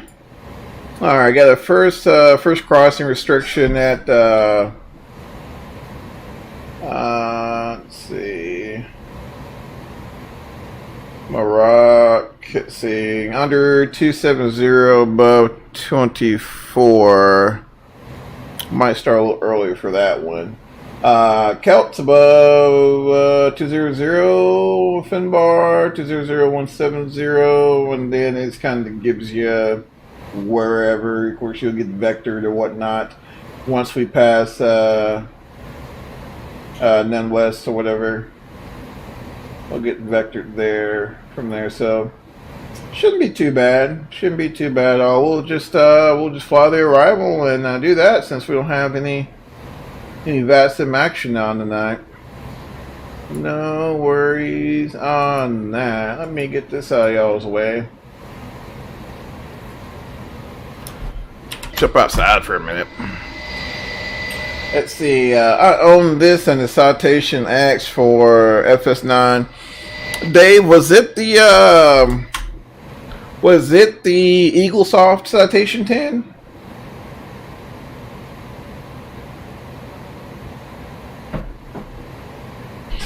I know EagleSoft did a Citation 10 that was phenomenal. I mean, it was amazing. And I don't know what happened. It was all this talk about, yeah, we're going to P3D and this and that, and then nothing. So, I don't know. I know they released a Citation something for FXX like a few months ago, which, not sure. Don't really get that, whatever. Let's see, landing config 139, landing weight, we'll be landing at 266,000, so not too shabby at all. Head to the back here for a minute. Wilco made the Falcon. I also owned, yeah, I remember the Wilco one. The model looked really good, but I heard I didn't get the opportunity to purchase it. I haven't heard the name EagleSoft in a long time since exactly, but it's weird, Dave, because they say that, hey, we're working on P3D and this and that, but there's crickets. The 7X was also for P3D. Yep, I remember that one. I just haven't had the opportunity to mess with the Wilco's Falcon much. But I did own that Citation 10 for FXX or something like that, man. That thing was awesome. I mean, I flew the snot out of that thing. And like I said, I'm not sure what happened with that, man. Not sure what happened with that. But they had a lot of good aircraft. They had I think they had a Citation 2. A 550 they did, and then they did an air ambulance version as well, which you hardly ever see that in sim. A true air ambulance model, which medevacs and all that, they leverage heavily on that size of a jet, Citation 550, Lear 3.5. That's another one I wish I would, bring to 2020, but it's just weird what, it just seems like their project's kind of stalled out. But from what I gather, it seems as if they're a fairly small team. So, I don't think they have the facilities to take on the Legacy jet. Yep, Wilco did the Legacy. I had their ERJ for FXX, and that thing was even to this day, from an avionics perspective, I think Wilco nailed the avionics in the Embraers. They nailed it. But got bored of them fast after buying them. Yeah, I can see that. I can see that. I can see that. I can definitely see that. Hopefully, though, hopefully, with 2020, we won't find ourselves getting bored as quick. So hope at least. It just, I don't know. It's the environment, and I'm not saying, no one's saying 2020 is perfect. I mean, my goodness, no, but they're almost there. The FMC Legacy was awesome for, oh heck yeah, for FXX, heck yeah. I mean, like I said, they nailed the avionics, even in like the 1.3, because they did the whole king caboodle. I think they did the 135, the 145. They didn't do the 140. I know it was the 135 and the 145. They did, and I think they did the E-jets later on after that. But they just nailed it. I mean, the FADEC was there. I mean, the logic, the bleed air logic, all that was there. I mean, it was, even like for this time, like it was amazing. It was amazing. All right, I'm gonna go ahead and start our descent, guys. Which with this airplane, it's it's not as spot on as what we'll find in like your typical Airbus. So we'll go ahead and start descent. I want to make sure I hit those restrictions there. We'll dial it back 0.72 in Mach. Dial it back just a hair here, and start flying this arrival. Let me get some winds here. Get some numbers for Chicago real quick. All right, y'all. Oh, and okay, it's not bad. All right, so Chicago. Let's see here. Winds are 030 at 5. Visibility 10. Sky condition overcast at 3.1. Temperature 3, of course. Dew point -2. Altimeter 3007. Remarks. Blah blah blah blah blah. All right, cool. So awesome. Should be a pretty smooth arrival into to Chicago. We'll see what happens there. Let's check out. I like to check out the traffic here and see what we're up against. So what am I doing? I think I could do that in Toolkit. Let me get that brought over here. Oh man, Fort Worth, I wish you were on. Alright, let's get this up real quick. There you go. And boom. Alright, so we are here. About to start our top of the set. Definitely got some action here in down in Chicago. Kind of see. Looks like they're departing.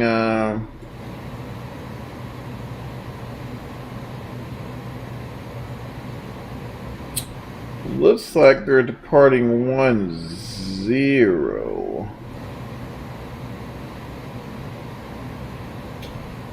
Which, let's look at our charts here. Let's go here. We're talking. So I got 4 right. 4 right is 8,000, which that's plenty to do. We need to do. I'm really leaning toward continuing 4 right. Just because, I mean, just the winds are just darn near spot on to it. We'll get a little closer. We'll keep 1-0 in the back of our minds there. I mean, we can always do a visual. It's severe clear. Well, nope, overcast at 3-1. Never mind. So we'll see what happens. We'll keep an ear out for the traffic. See what happens there, and we'll go from there. So won't be too bad. We'll figure it out. Just gotta stay flexible, right? So Cleveland Center's on, which is pretty sweet. We'll see what happens there. Brisk. Yeah, you know, shouldn't be too bad though, man. I think we'll be good. I think we'll be good.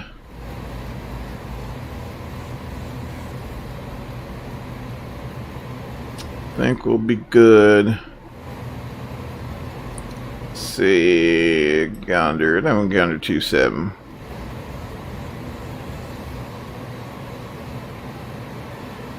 Pick this up here just a little bit.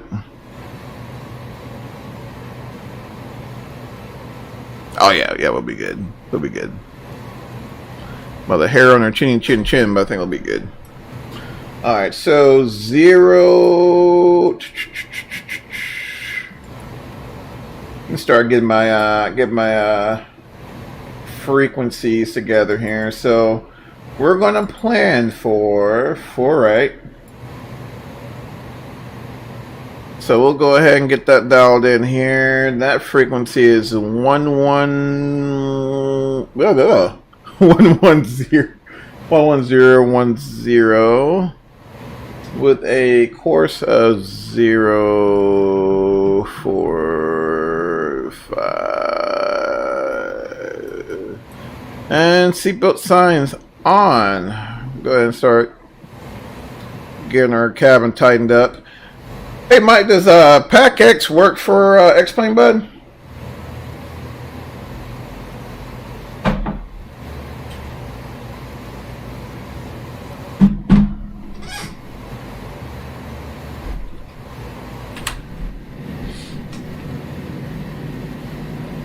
Little cabin view here. Not a whole lot of wing flex. I'm not sure if I mentioned that though. Not a whole lot of wing flex in this model. However, I've been told that you don't get much wing flex in the real thing. So, which I don't know. Even on like the A320s, I don't see a whole lot of wing flex. I mean, you see some, right? But it's not. You know, it's not as flappy as we see a lot of models. So. Jump up front here, see where we're at. All right, let's show this out here a little bit. All right, so we're heading down to 20,000. All major sims pretty much. Sweet. I don't know, man. I might have to check it out. Looks pretty cool when you're messing with it, so I was like, I may have to holler at it. All right, go ahead and roll our speeds down there into 270.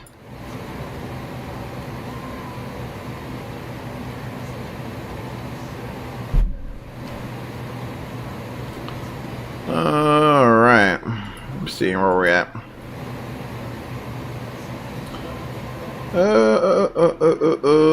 Let's see. I need to prog. Okay, so 120 out. All right.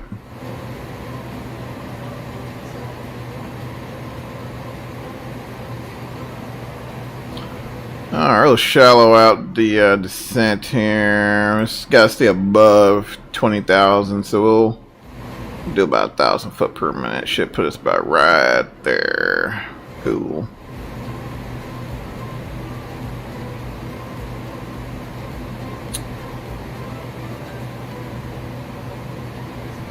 Should put us about right there.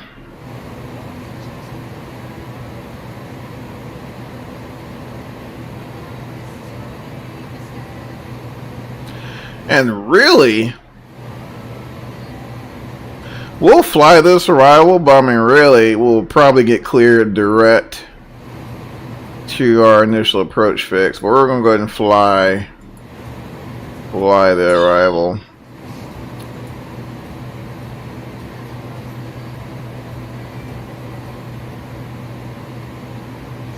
We'll go ahead and fly the arrival.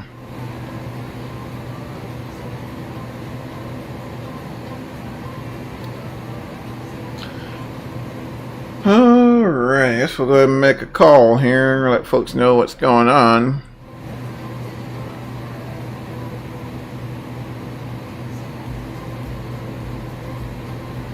We'll hold 20,000 right now. All air traffic, American 967, Type A300, out of 20.7 and Shane's 2 arrival. Be looking to let's turn runway 4 right approach. All air traffic.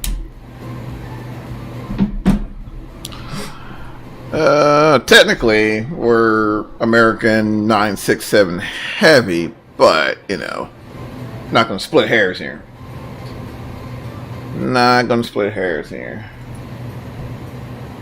Alright, where are we at here? 20k. Let's see, it should hold that.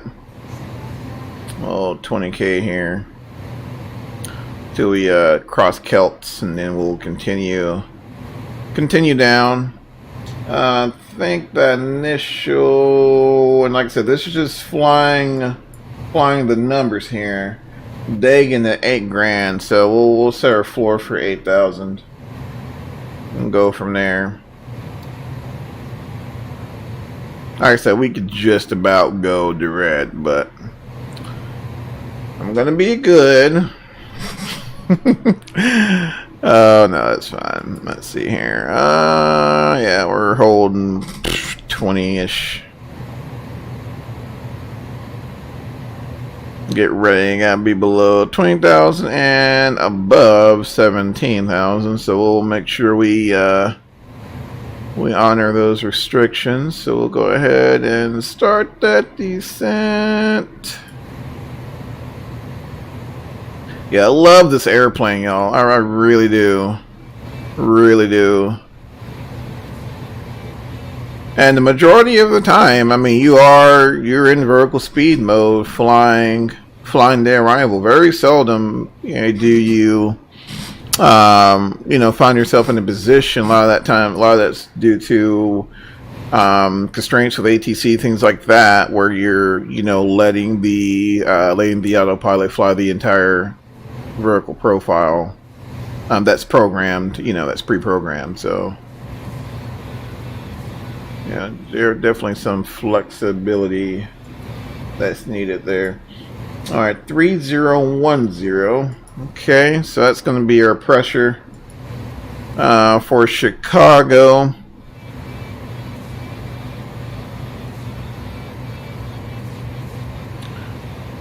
Let's see here, looking pretty good. We'll meet that constraint nicely. So now I'm looking at tried and making sure we get under 16,000. There's our diamond here as well, so we can kind of follow that feller. Help us out there. So we can set that for 15.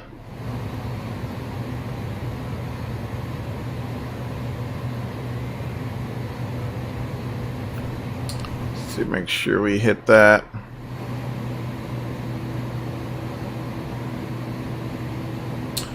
Alright, this is when I start kind of working out my speed here. So I'm going to go ahead and get 250 in the window. Because once again, we're going to have a lot of mass, to slow down. So, definitely want to try to do what we can to stay ahead of the airplane. Alright, so there's a transition altitude there. So we'll go ahead and get 3010 in the window, just like that. Looks good, both sides, I think. Alright, there's 17 grand. We may have to come on with it here.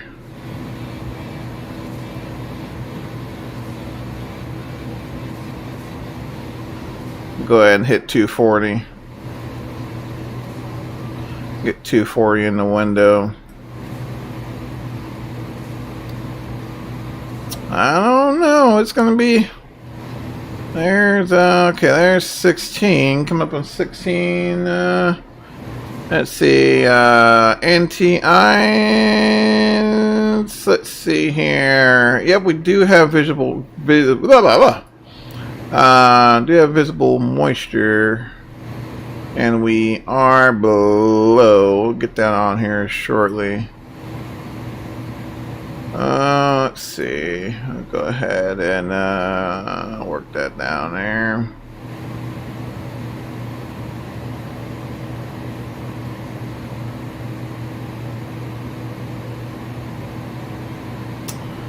All right. It's probably going to try to capture 15, which that's fine. That's totally fine. So, most select, supply on, got NTI on both sides. Speed up windows already on there.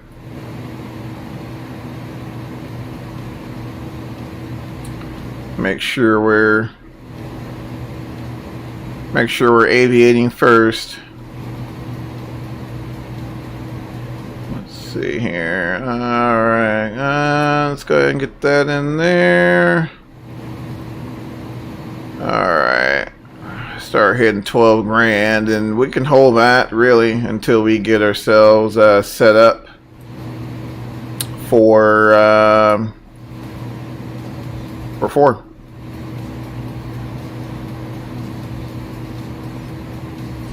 Let's see, appreciate that, Mr. Dave. Let's see here.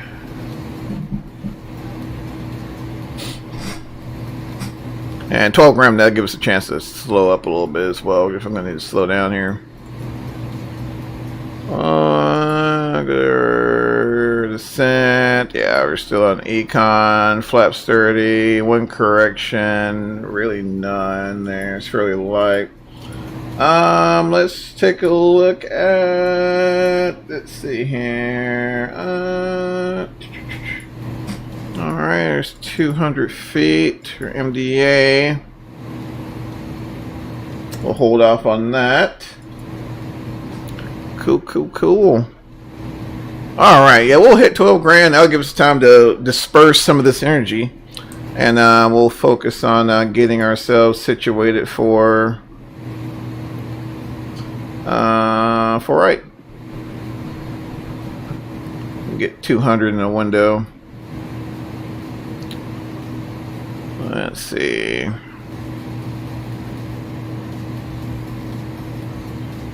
Air traffic, American 9967. I'm about 60 to the west of the field on the Shane's 2. At 12,000, be shooting ILS runway 4 right approach. Air traffic. Alright, yeah, we got that overcast there, 3100, so.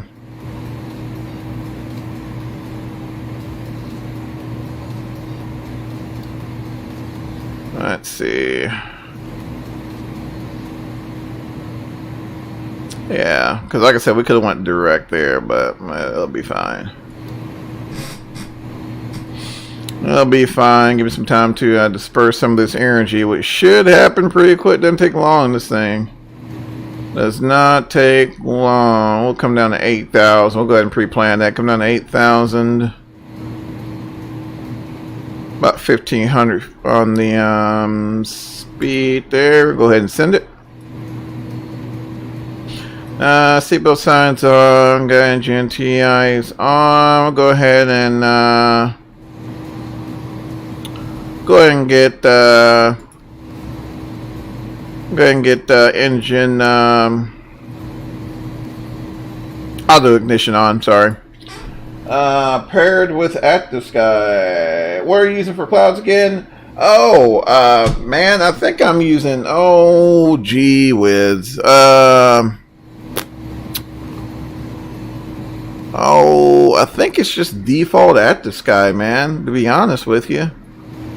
I had a Sky Max, but I ended up uninstalling that.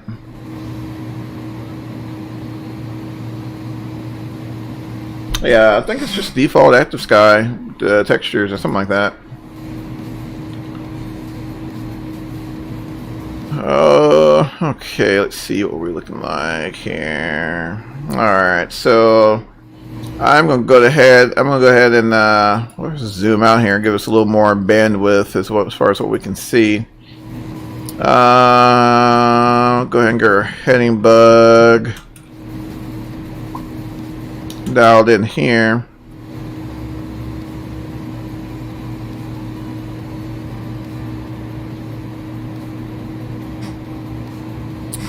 Yeah, I think it's it'll come down to 6. Yeah, I think it's you know, I'm going to do jump on ahead and select here.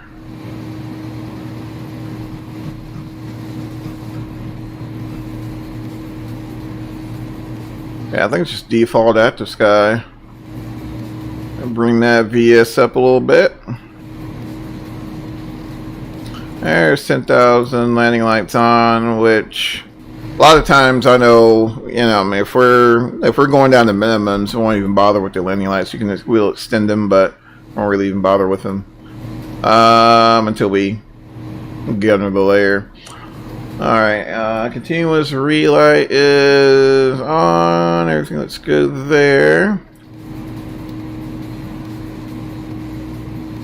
Alright, kind of square this guy off a little bit.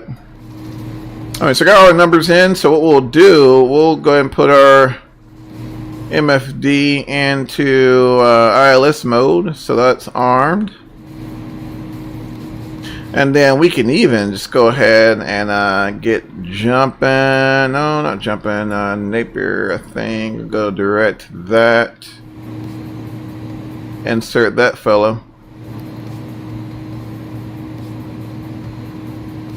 And that way we're tracking, you know, all the way to that final approach fix. And then we can shallow this feller out here. There we go. Kind of finagle it there. Alright. Cool. Woo! Landing lights on. Yes, sir. Confirmed and on, sir. Thank you, Mr. Dave. Heck yeah, I like it, guys. Keep me honest. Sweet. Too cool. Too cool. Yeah, we'll hold 240 for right now. Ain't too worried about that. Actually, we are kind of semi-light. We'll roll her back to 230.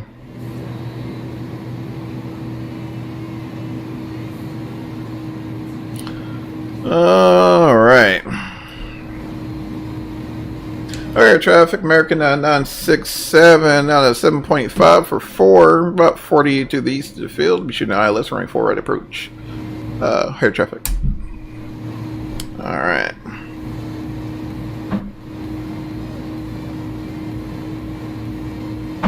Awesome. Once again, guys, appreciate y'all spending some time with me on this Monday. Definitely appreciate it, especially after work, man. Good grief. Oh, my goodness. Now, that is, I guess that is kind of a thing I really wish they would do. They don't have... Wow, that works now. Too cool. So, you're telling me I can type in... Because this initially didn't work. That's the reason why I never used it. Query. Get out of here. How cool is that? Sweet. Alright, there we go, guys. So the EFB works now. That is awesome. That is awesome. Alright, looks like we're picking up the DME from the ILS there. I'm a shallow. No, we'll hold for. Let's see. It doesn't want me below. Yeah, because that initially didn't work. That's the reason I'm so blown away, right? Alright, so 230 there, looking pretty good. Don't hear anyone in traffic, so... But either that, or they're just not making calls, which Cannot rule that out. Cannot rule that out. Yeah, this definitely feels like Chicago weather. Normally this time of the year, I did a lot of traveling up to Chicago last year, and it pretty much stayed cloudy the entire time. Not sure why, but well, you know, the Great Lakes and all that, but yeah, it was a lot of those crews up there definitely earned their money, that's for sure. That is for sure. Zoom in a little bit. Let's see what's going on here. Those need to be below 4,000. But Napier, it's calling according to the approach. Alright, so that's about 12 DME there, so. Alright, that's cool. That's cool. Can't believe nobody. I know, Mr. Dave, I know, that's crazy. You know, normally Fort Worth would be dead and it'll be on and just on fire in Chicago. I mean, it'll be a Tuesday afternoon, you know, and they're wide open. But that never fails. You know, Stalker comes up here to get some action and they're nowhere to be found. So, that's kidding. You know, if they volunteer their time, so I totally get it. I totally get it. I'm just being petty, don't mind me. Don't mind me. Got that continuous relay on. I'm gonna leave our anti-ice on here for a little bit. I mean, we got plenty of bleed air pressure, so I'm not too concerned on that. I will put the packs back on Econ though. I mean, it's, you know, the recircs to move enough air to keep the passengers comfortable, so not too worried about that. Alright, so I got to slow to 210. Now, if it was windy, I would want to shoot for a flaps 20. If it was a little gusty, but we should be fine with 30 on the slats, 40 on the slat, which is another oddity as well. So they'd give you the degrees in slats and degrees in flaps, which is, you know, it's weird, I know, but nah. Maybe the holidays, all the restrictions make gift shopping. Yeah, you know, there's been there's definitely been some weirdness going on, sir, for sure. So, you know, that's the only thing I can associate it to, because normally it'll be going on up here in Chicago. They normally keep me on my toes. All right, there's $4,000. She's gonna sit nicely right there.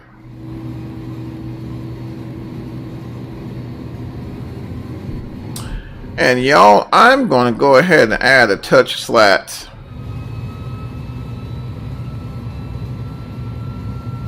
I'm above that quote-unquote green dot. But again, you know, we got a lot of airplanes, so we're dealing with a lot of inertia. So I want to make that intercept as gentle as possible, because she will overshoot it. She will definitely overshoot it. So I'm also going to be mindful of the fact that she may not capture it.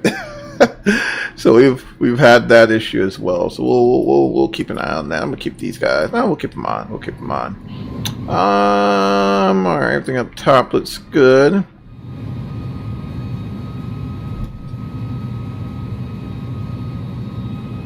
Just holding everything nicely here.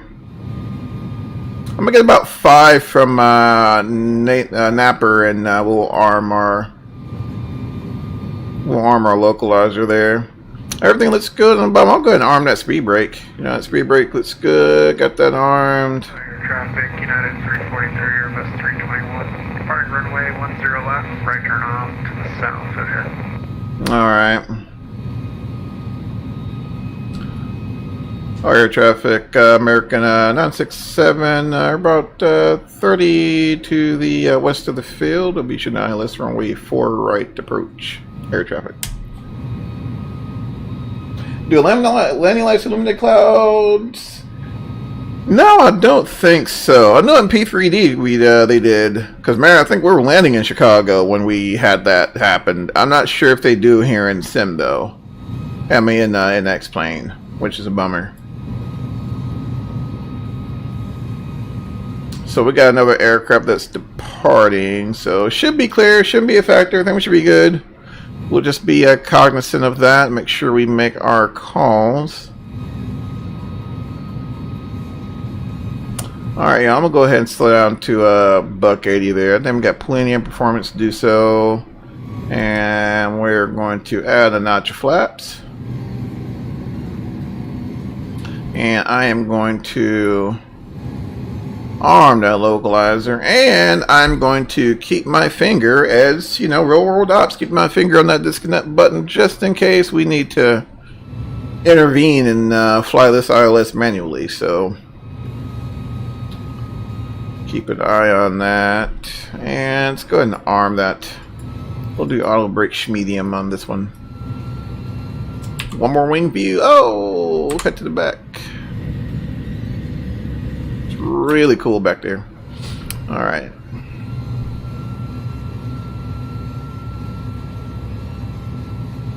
That sure matters, but you got to mention. Yeah, so the initial call out I made, I mentioned we were A300, so we should be cool on that one, my friend. And we should be cool there. Try to keep them, keep those calls as short and concise as possible. Don't be like those guys out there at my local airport. Spend 5 minutes on a call. Yeah, we're type whatever, and let's see. I know that guy didn't make a call. No, that guy didn't make a call.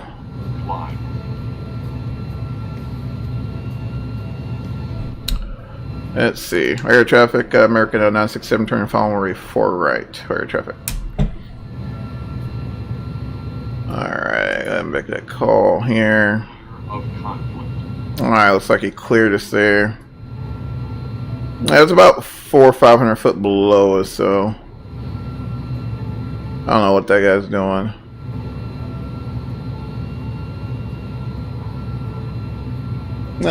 Side of down. Oh yeah. Yeah, that's normally what. Oh, and she captured the localizer. Shout out to IniBuilds for fixing that. Traffic. Oh, good grief. Fly.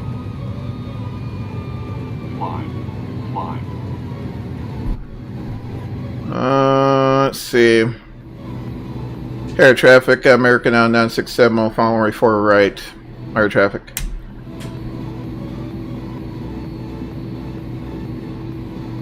I'm back. Let's get it. Awesome, my friend. We are on that final there. Alright, so now we're on that low. I'm going to go ahead and add another notch of flaps. We'll get that gear down.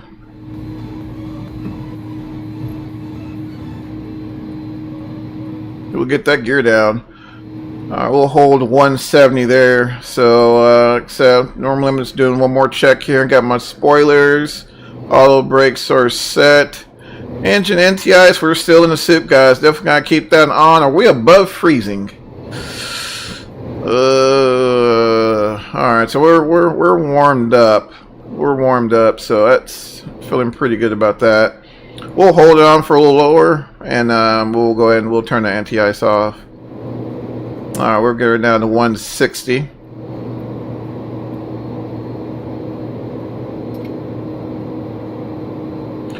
Keeping in mind that our minimums are at 200, so if we hit minimums there and we don't see it, we'll send it and look for. We may have to do like a Cat 2, a Cat 3 approach, which this airplane is capable of. So, yep, runway in sight. Roll this sucker back, get that last notch flaps in there. We'll keep it about buck 40. I feel pretty good about that. Alright, y'all, my airplane.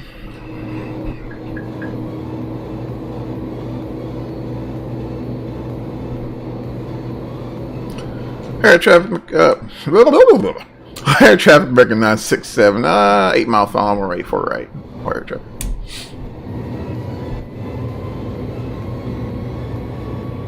Alright, let's see, our file's clear, runway's clear. Clearance has been received. A little trim there. There we go. I had to get that nose settled out there. Keep that 3-degree glide path. Looking good.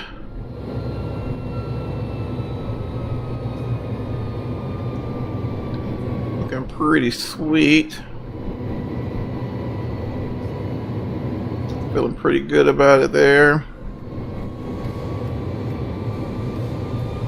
Like I said, definitely feel that inertia on those small adjustments, so I'm trying to stay ahead as much as I can. Of course, this is pretty much a visual there, so I'm not relying too heavily on the glide slope, but try to keep it in the ballpark at least. Alright, 2 greens, 2 reds there, looks good. Alright, y'all, got my sight picture there, so we're gonna see if we can get her in that TDZ.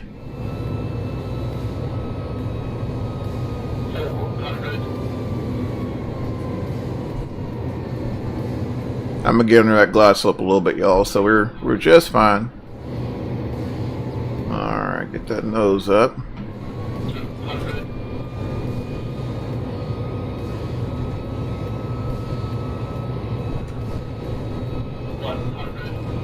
Alright, get ready for that flare. Get that nose up. We're idle.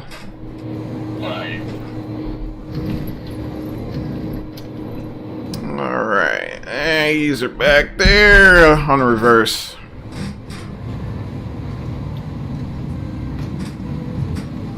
Auto brake, decel. There's 80 knots right there. We can catch 60. We can hit this high speed. And there's 60 right there. I'm out of it. We'll take this high speed out. Alright. No idea where I'm at. I'm not sure which one I took. It's kind of foggy. It's what we're on. Yankee 4. Alright. Air American 967. We're clear for riding Yankee 4. Text to the ramp. Fire traffic. Alright, get the airplane cleaned up here. You gotta get you a landing. Man, I'm all over the chat. Hold on here. I'm gonna keep my strobes on, y'all. Let's see. Air American 967 crossing runway 10 Yankee air traffic. Let's see. I gotta go see everyone next trip. Thanks. Appreciate you, Sim, for swinging by, bud. Take care of yourself, my friend.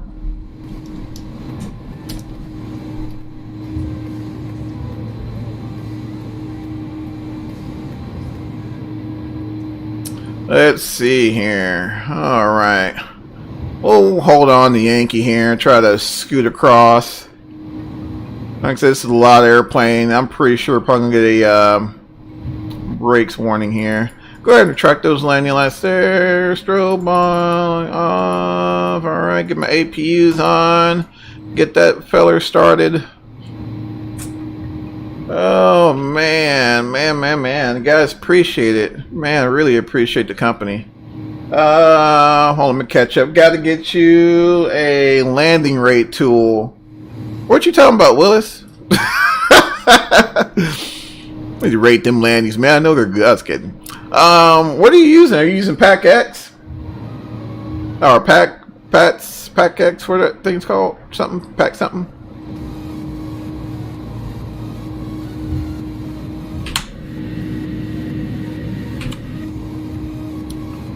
Oh, but you know what we can do, guys? Hold on. I'm gonna go ahead and disconnect from I gotta do it. Hold on. I think we can do it. Gotta wait for the dialogue thing to go away, but replay. Heck yeah. Alright, let's see here. Let's get us a nice view. Oh, of course I can't see nothing. Let's get a window view here, though.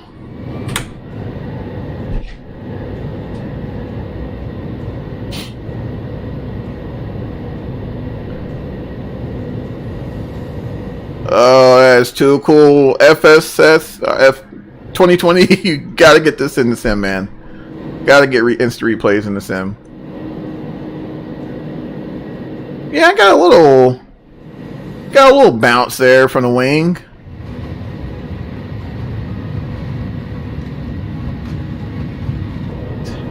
Let's hit up the outside real quick. Outside!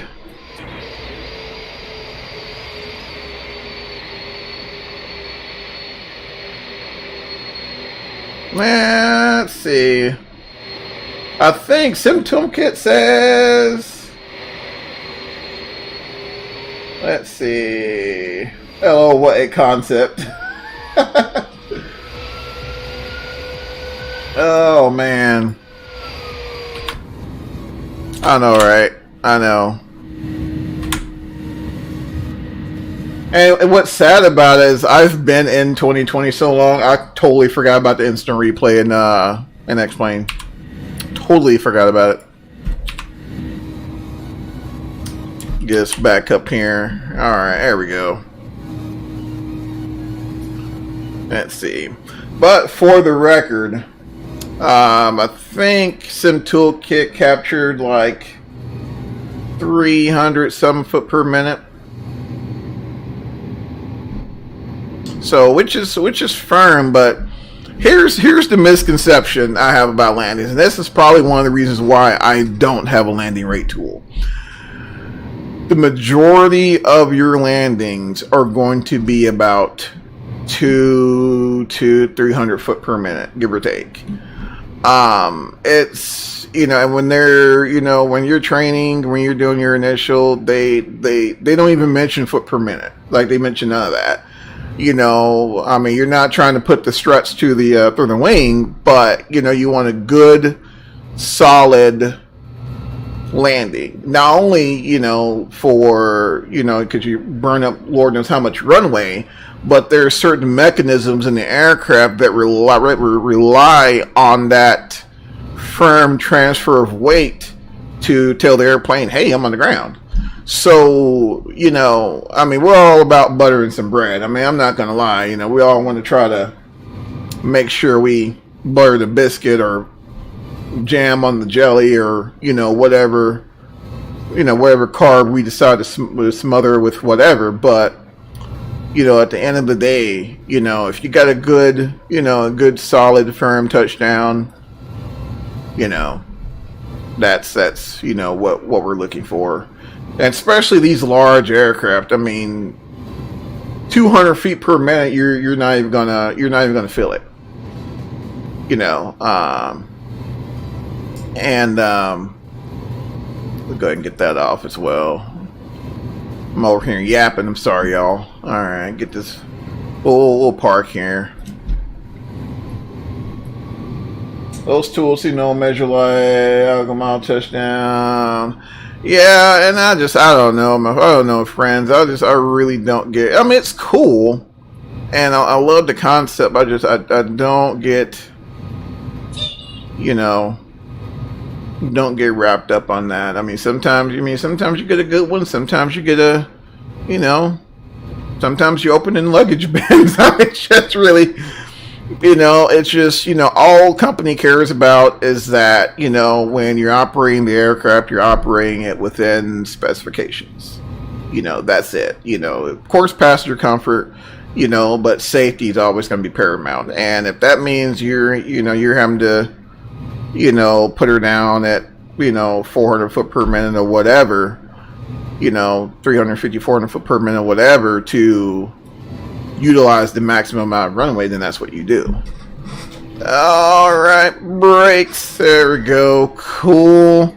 Hopefully my APU is on. Yes, it's on. Sweet. All right. Yep, everything's good there. Go ahead and then kill him.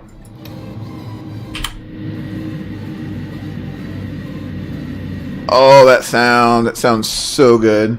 I'm gonna kill the music for a moment so you guys kind of bask in the shutdownness.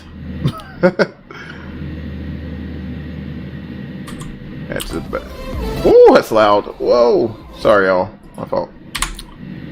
Too cool. Too cool. So, and also as the hydraulics, and as the hydraulics depressurize, the flaps droop. So that's normal. Totally normal. That's why we don't get it captured here on the gauge. Alright, so we're totally blinding the ramper, so we don't want to do that. Beacon light off, though. Let's see, there's all that's off. We'll go ahead and get those fuel pumps off. We'll leave that inner tank pump on to fuel the APU. We'll get these fellers off here. Everything looks good. Seatbelt signs are off. And yeah, welcome to Chicago. Sweet. Cool, guys. Cool. That was a fun trip. Long trip, but fun trip. What matters is the final 50-foot rate, not what the half mile and descent rate, for sure. For sure. Awesome. Well, guys, like I said, I appreciate it. I'm gonna grab something to eat and get ready for tomorrow. Definitely appreciate you guys swinging by.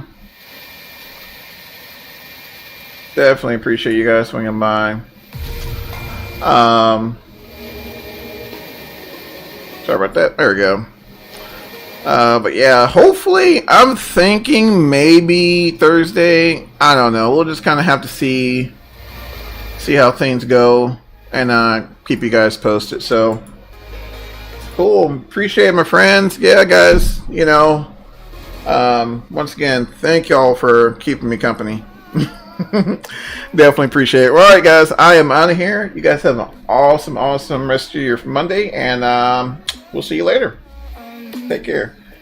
You too, Dave. Take care, buddy. We'll see you, my friend.